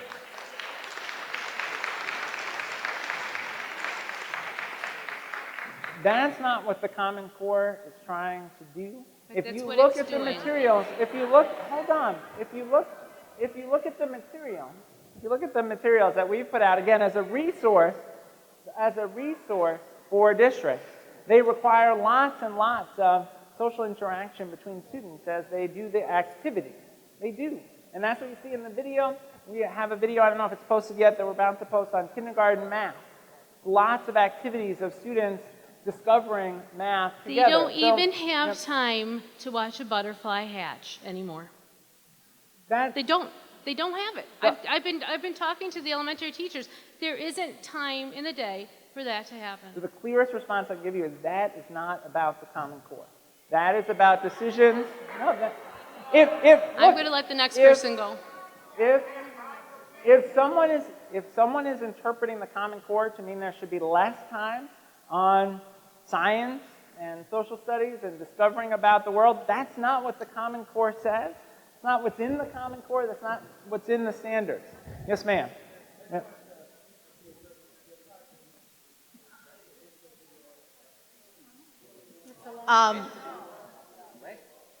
I guess the first comment I'll make is, and I'm probably butchering the quote, but I think it was Thomas Jefferson who said something like, a little rebellion now and again is a good thing. So I think first of all, let's not mistake people's passionate viewpoints for not being civil. This is something that people feel very passionately about, and so let's not make that mistake. The second statement I'll make before I make them related to the Common Core is I think that this is a very important forum, and while I understand that Commissioner King does have other engagements, I think that it would be a very good idea to extend the time so that you can actually hear what more people have to say. Now, regarding my comments on the Common Core, I will tell you my name is Chris Sturries. I am a science teacher, and I am also someone who came to teaching as a second career. I am also a veterinarian. And when I went through veterinary college and when I graduated and had to take a test, the time frame, my professional educators and clinicians were the people who decided what my tests were going to look like and how I could be evaluated as to whether I was fit to practice veterinary medicine. When I took my board exam, it was a 3-hour exam, okay? Now, my colleagues and I sat down and we calculated how much time our children, okay? And you know what? We consider all of these kids to be our children, whether they are biologically ours or not. So let's be clear on that. Our children lose, okay, 17% of their instructional time. If you want the numbers worked out and emailed to you, I'll be happy to show you how we came up with those calculations. 17% in one school year of instructional time because of the testing.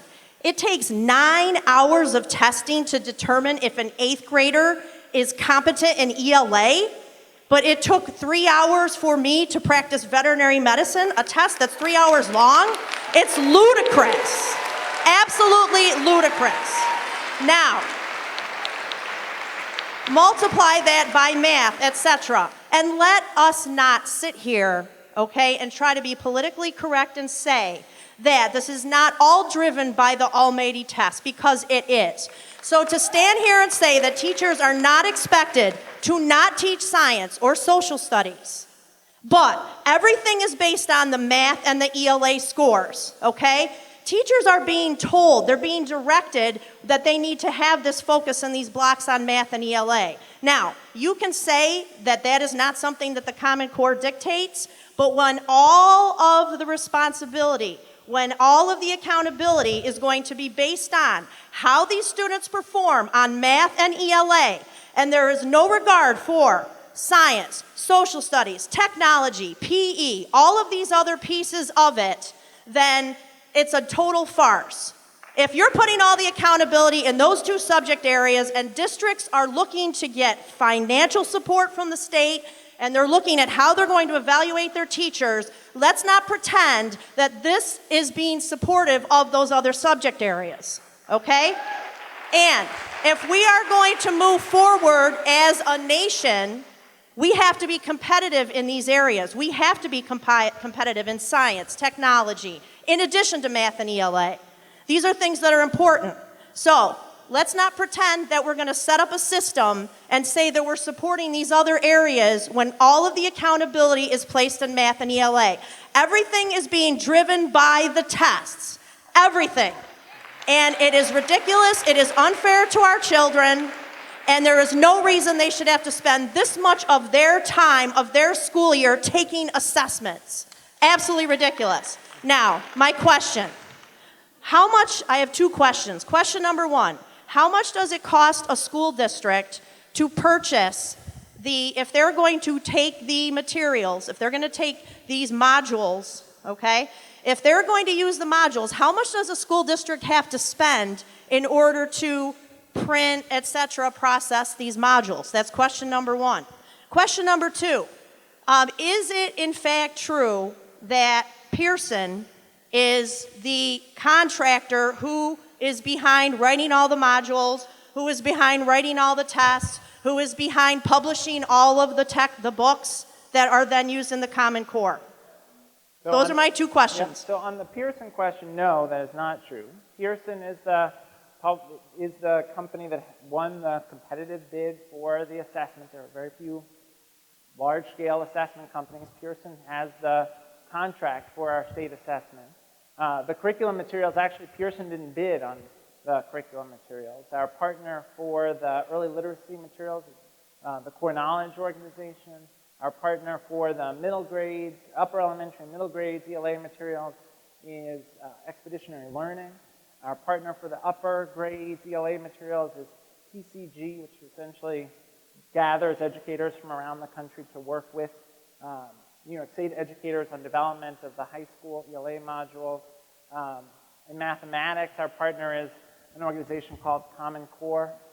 They have a long history of doing math curriculum materials, as well as they played a role in the development of ELA materials as well that are being used around the country to support Common Core. So no, Pearson doesn't do the curriculum contract. The cost of using the materials depends on which materials you're using and how much each district or BOCES is working out for local printing costs. Let's one say, of the things, one of the things that we did, which is unique among states, is that all the curriculum materials we are providing are all open source. They're all posted on the web for anyone to print and use. They're not proprietary, unlike the curriculum packages that districts often buy from vendors or publishers. These are not confidential materials that can't be reprinted and so forth. These are materials that we're just making available on the web for anyone to use. That was one of the criteria that we used in selecting our partners in developing the materials, which again are optional. I just want to make 2 points on the assessment time. Students take state assessments 3rd through 8th grade and then the high school Regents exam. That's been true for many years. That was true before the Common Core.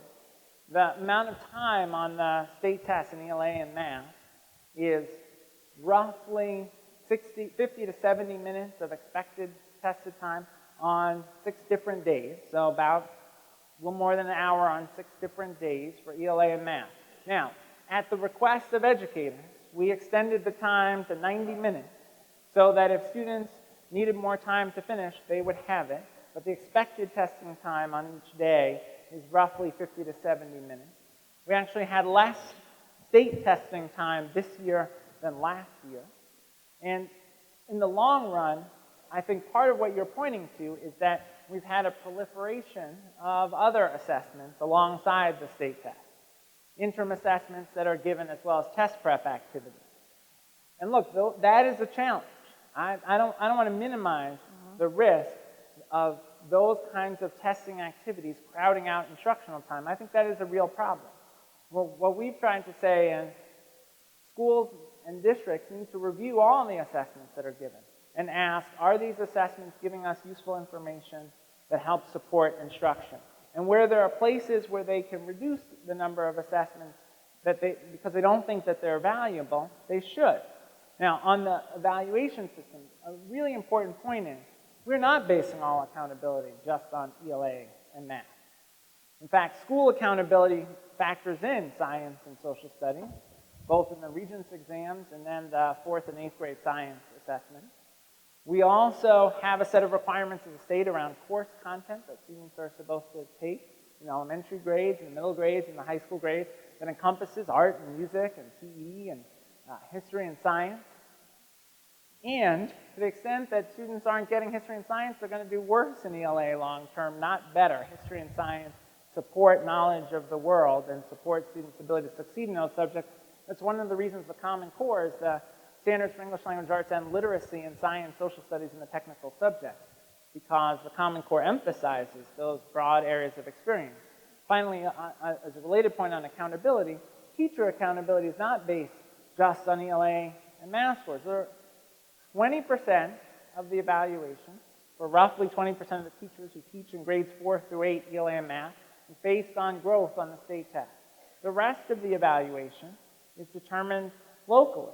So there is the possibility that a district could say, we're going to supplement the growth on ELA and math with information about how students are doing in science and social studies. And the largest factor, which is the principal's observation of the teacher. It's really important to say that accountability goes well beyond ELA and math, but I take your point that there are places where test prep and too frequent interim assessment that isn't providing useful information is crowding out instructional time, and that's something that every district, every board should evaluate and decide, are we giving the right assessments in the right amount? Is it giving us the right information to inform instruction? Thank you, and just two final points. First of all, that when I'm addressing accountability, I'm not referring specifically to the accountability of the teachers. I'm referring to the fact that these decisions that are going to be made about, whether you're on this or that list for a school is based on these math and ELA scores. And that's really, those are the highest stakes as far as a school is concerned when the state's going to come in and then take over. Regarding the test time, I have to disagree, because while the state may say, oh, well, we predict it takes this much time, our students use all of the time or they don't finish. And if you start looking at the students who are our ELL learner, or English language learners, who are our special education students who have time and a half, double time, because they need those supports, now you're talking about even more extension for our most struggling learners. And the research is clear that the number one thing that gets kids motivated in school is engagement. And quite frankly, what's happening is not engaging our kids.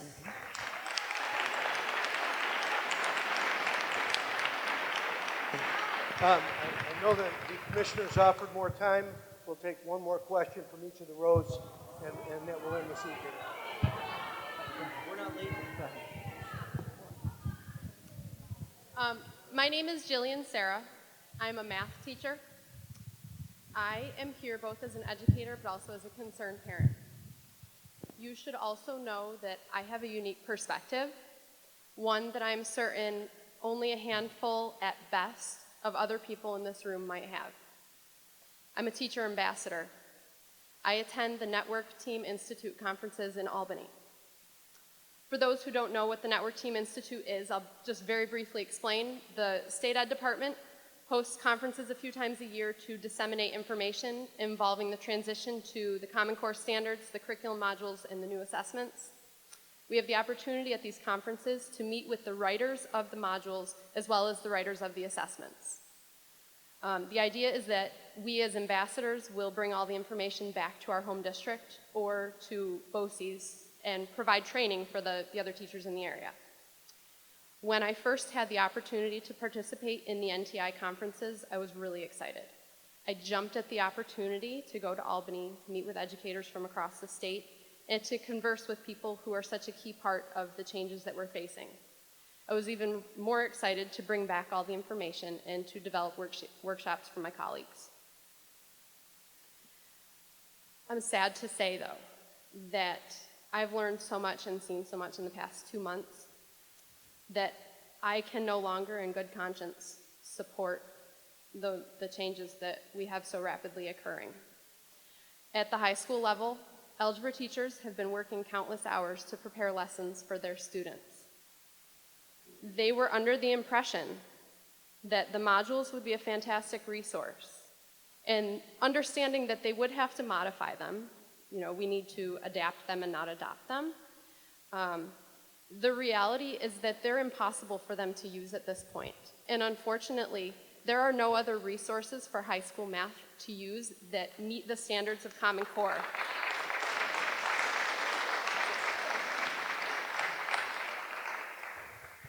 The really sad part, though, is that not in my own district, but in many districts across the state, teachers have been given the directive that they need to use the modules as is. That's right. The problem with that, as we know, is they are scripted. Teachers are reading them as a script, and the modules were written in the teaching style of the Common Core Incorporated writers. They do not take into account differences in our own teaching styles and in the differences of the students in our classroom. We have been told countless times that the modules were written for the students of 2020, but what about the students of 2013? I'm not done.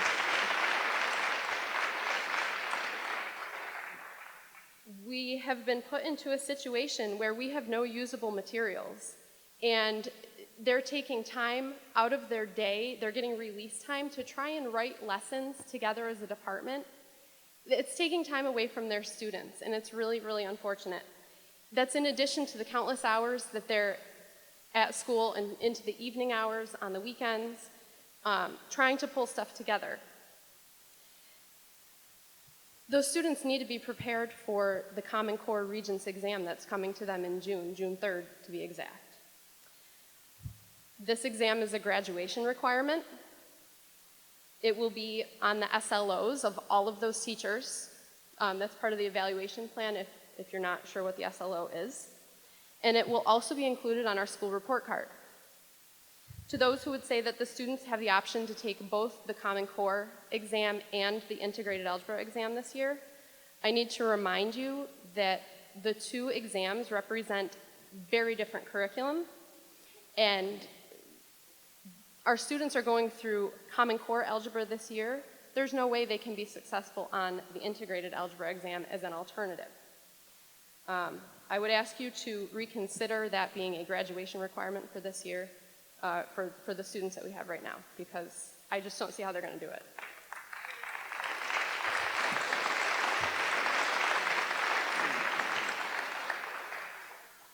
At the elementary level, my husband is an elementary teacher. They're in a similar situation. The only difference is that they already have a horrendous year behind them. That it was so challenging for them. The implementation of these standards has left math, ELA, special education teachers worried for their students to the point of tears. And they're concerned that they're going to be considered ineffective on their evaluations because of the New York State testing program.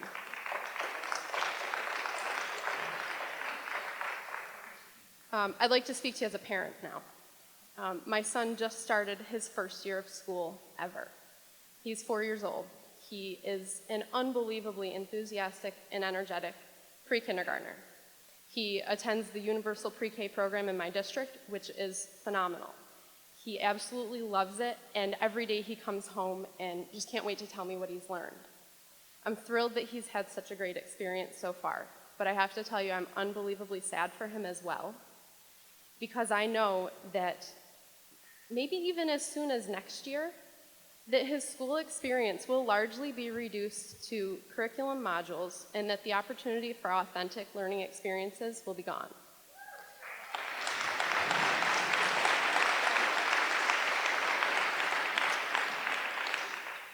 I'm sad because those experiences are the things that I remember from my days as a student. But I have to say, even more than that, I'm concerned that he's part of essentially an experiment, and I have to respectfully disagree with Assemblyman Brindisi, because I'm not comfortable waiting a few years to see whether it's going to work.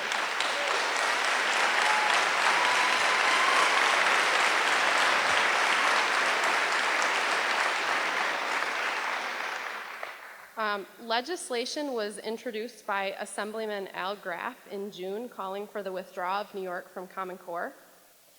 And if the requirement is simply for college and career-ready standards, then I really feel in my heart New York needs to listen to its citizens, its teachers, parents, and back out of Common Core and write our own standards. We can do a good job.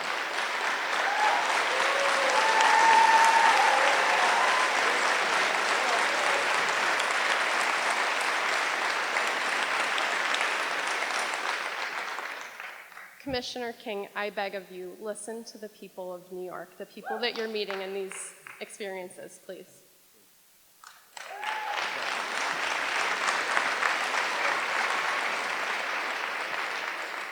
So I appreciate your comments. A few thoughts. One is that I actually think there is a lot of support around the Common Core standards, not just in New York, but throughout the country.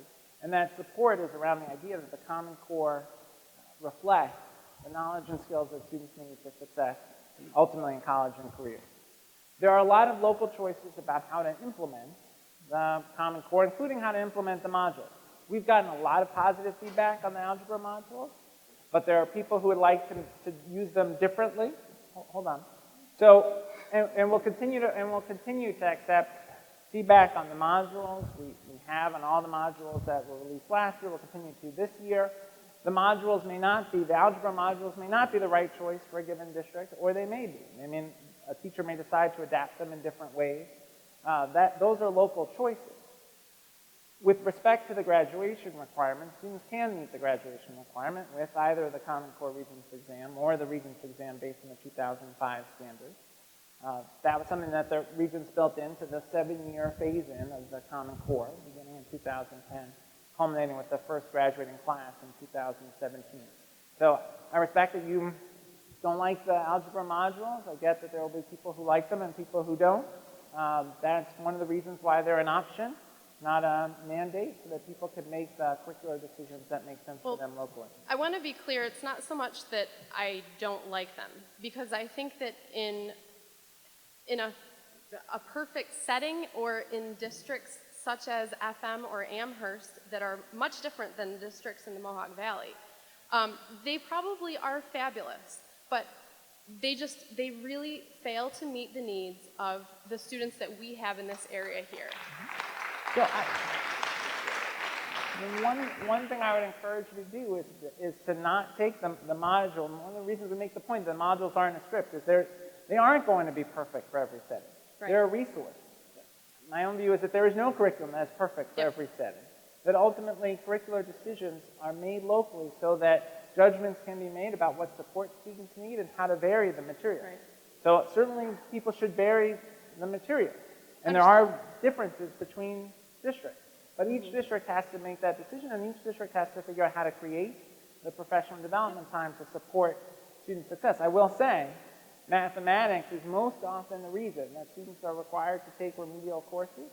And for every remedial course a student is asked to take, the less likely that student is to persist in college, stay in college. Math, improving our math performance as a state and a country is an urgent matter. We put a set of resources out to support that work, but they are not a mandate, they are a resource.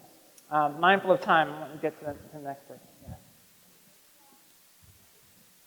First of all, I would like to say that I'm sick of hearing about modules and I'm sick of hearing about Common Core. All I've heard about this school year is Common Core, modules, EngageNewYork.com.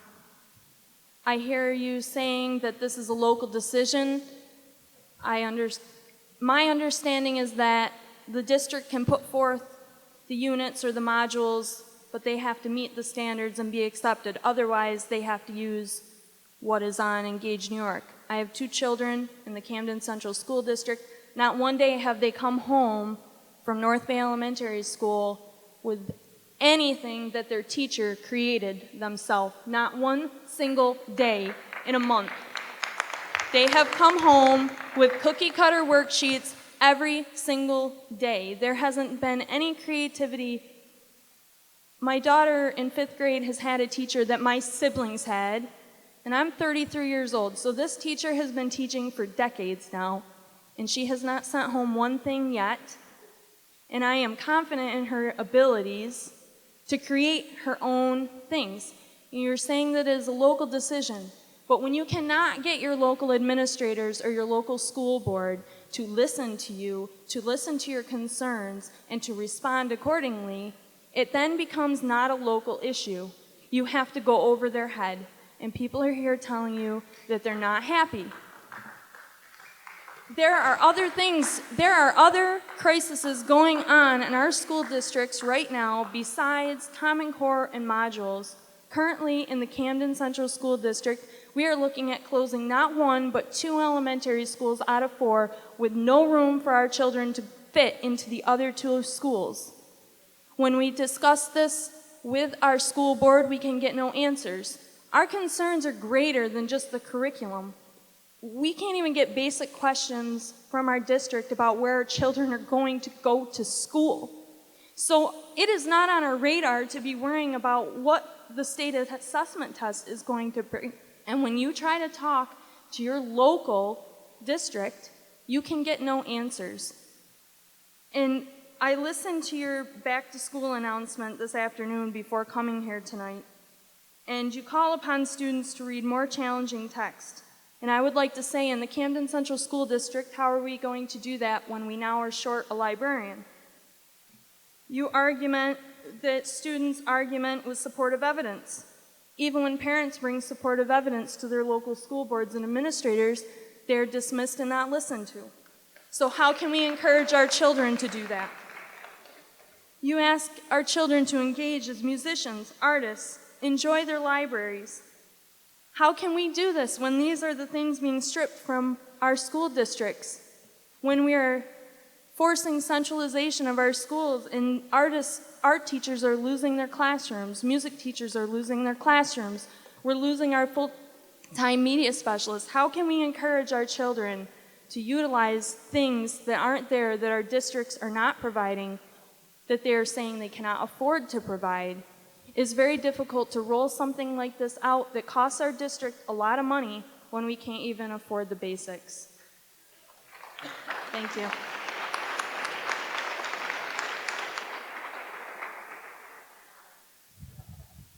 Look, I think school finance equity is a major issue that we've got to tackle as a state. The regents and the department have a long history of advocating for more equitable distribution of resources in New York State. Every child should have access to a library. Every child should have access to art and music. Every child should have access to high quality early childhood education at 3, at 4. And those are resource decisions that don't rest with the department, but we will make that advocacy case to the governor and legislature, as we always do.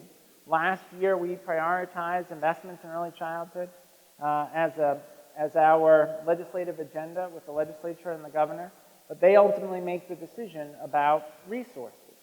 And we have some serious structural challenges as a state. We have declining enrollment in large portions of the state. We have a gap between, even when the state adds money, and last year the state added nearly $1 billion to state aid, still the rate of growth in expenses in many places exceeds the rate of growth in revenue. And so those structural challenges are squarely before the regents and the legislature and the governor, and we'll continue to make the advocacy point, because I agree with you, though all of those resources are critical for every child.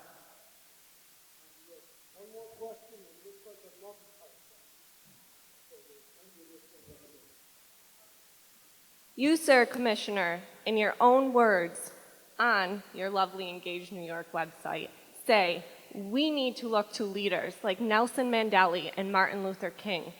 I urge you to take your own advice. As Martin Luther King states, now is the time to make justice a priority for all of God's children. It would be fatal for us as the nation to overlook the urgency of this moment. The only standards that need to be raised is yours and our government in humanism, not education. These children have patiently and courageously waited to speak, so I will allow them because I believe in them, and I believe in their future, and their voice is the only one that matters tonight.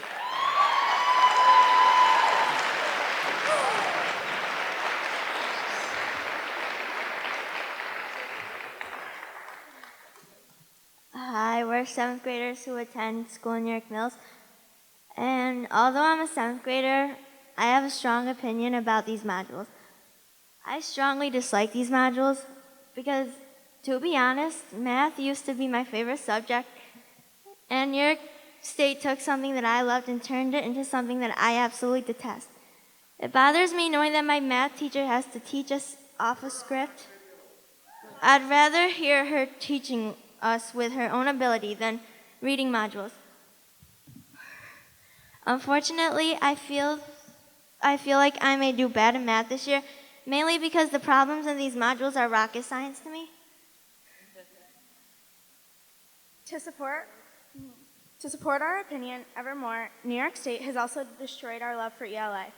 I loved reading and writing, but this year it seems like I'm always staring at the clock waiting for English to end. I have no idea what the module wants us to do. As my teacher dislikes teaching off modules, I also dislike learning from it. What's wrong with what we used to learn? Before, I was always confident in my grades, but because of the hard content in the modules, I'm scared I won't be able to play sports or do what I love.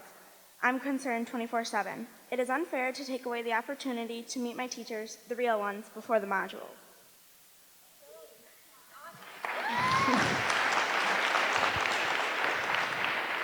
Instead of making us smarter, I'm starting to feel less educated because we are all confused about the modules.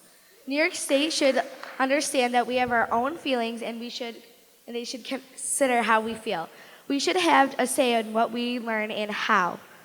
And everybody's saying that it's like to prepare for college, we need to prepare for elementary school, then high school, and then college.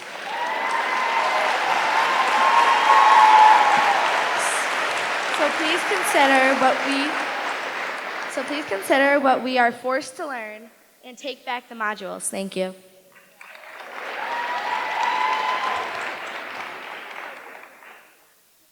I think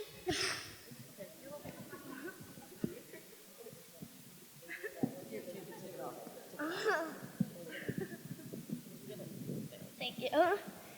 I think this math is very difficult, not just for me, my friends too. Also a lot of homework that is very tough. In the test, I get very upset and nervous how they teach this Common Core math, and we basically get homework, math homework every day.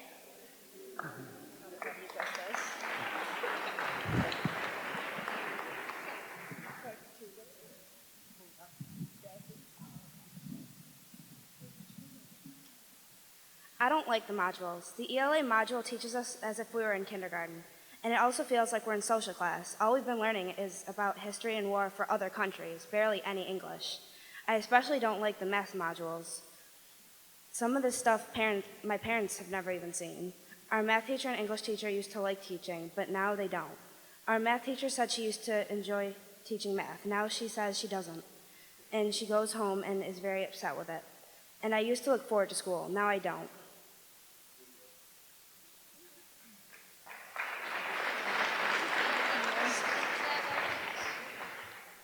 School used to be my favorite place to be at, but unfortunately, modules just ruined everything.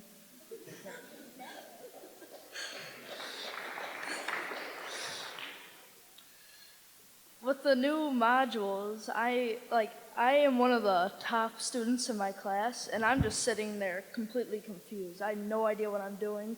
I have no idea about anything. We have a mid-unit assessment that we just took, and I failed it, and I have no idea how. It's just we needed a really detailed answer apparently, but didn't ask for that, didn't ask for anything. Just asked what a certain word meant, and well, I don't know. It's not that great.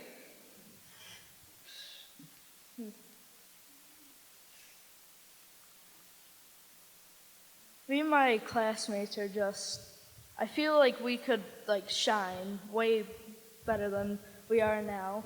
We are forced to just learn the same material over and over again, and I never even learned it from the start.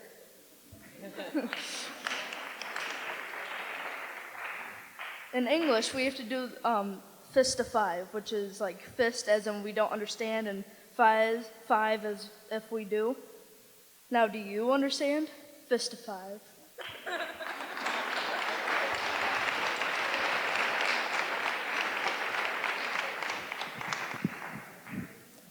Hi, my name is Brendan Decker. I'm a senior here at Whitesboro High School.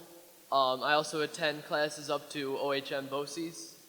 I just have one or two real quick questions that I just want to get into your mind is where does it say in the government that when I'm ready for college, where does it say that I'm ready to go out into the world? I'd like to know where your standards are coming from for me personally, but for also all the other students. My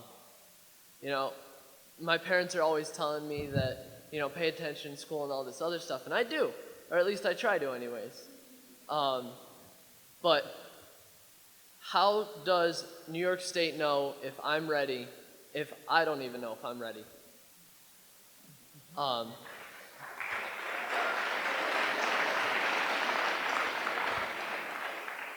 And another quick thing about the modules and all this other stuff. I heard them earlier saying about all the writing and how much time it consumes and all this other stuff.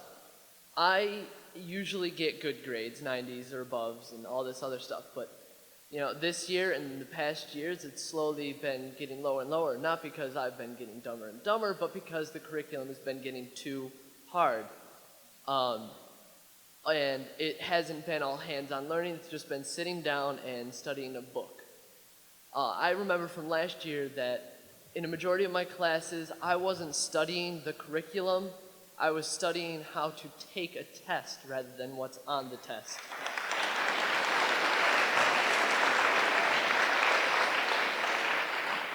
My higher grades now range rather from the written part of English and the hands-on, but more towards the hands-on learning in science classes or in my BOCES class, which is all hands-on learning rather than sitting down and reading a book. I can't read a book to take a test. Let me just say, make a few closing remarks directed both at the last set of comments from students and just to close. The Common Core is harder. It's supposed to be harder. The work's supposed to be harder. Math homework every night, not a bad thing, from my perspective. No, this earlier comment. But the responsibility of all of the adults, not just the state education department, but staff of every school district, parents, all of our responsibility is to make sure that school not only gives students the skills they need, but is also engaging and a rich learning environment. That's our collective job. Whether it's implementing the modules or implementing another curriculum, we all have collective responsibility to try to ensure that it is rich, engaging instruction. Scripted instruction is not good instruction. We want engaging instruction, and so the resources we've made available are to support that. On your question about how do we know college and career, what makes a student college and career ready? There is no perfect answer to what makes a student college and career ready. We know what expectations colleges have in order to allow students to take courses that count for credit. And we know what expectations employers have when they're making hiring decisions for jobs that will lead to good wage and opportunities for advancement. And so our work not just at the state education department, but as a sector, all educators, is to try to figure out, based on what we know about the expectations at the next level, what does that mean for what we should provide in high school and middle school and elementary school all the way down. So that's a collective challenge, not just a state education department challenge. And what I take seriously is all that I've heard tonight. There are ways that we will continue to try to make the professional development that we provide and the resources we provide stronger. That's our job. But I would just encourage, especially all the educators in the room, to be very clear that the standards are about the set of knowledge and skills at each grade level. They aren't dictating the decisions that need to be made instructionally in each class and each day. Those decisions rest with educators. And they have to be made with strong local leadership at the district level and at the school level, but ultimately in each classroom, educators will need to make decisions about how they approach the day's instruction. How can they if they're required to follow the curriculum? They're not. That's one of the points I've tried to underscore as much as possible tonight. The curriculum decisions are local. The standards are set by the state. Well, I have one quick. We did try and work with as many residents as we could tonight. I thank you so much, and at this time, I would like to turn it back to the Senator for final comments. We are going to be here. The Assemblyman and I are going to stay, and there's a member of the State Education Department who is here that will stay too. They're going to take the commissioner out. We thank you for being here tonight, so if you would stay, the Assemblyman and I will be here. A member of the commissioner's staff will be here.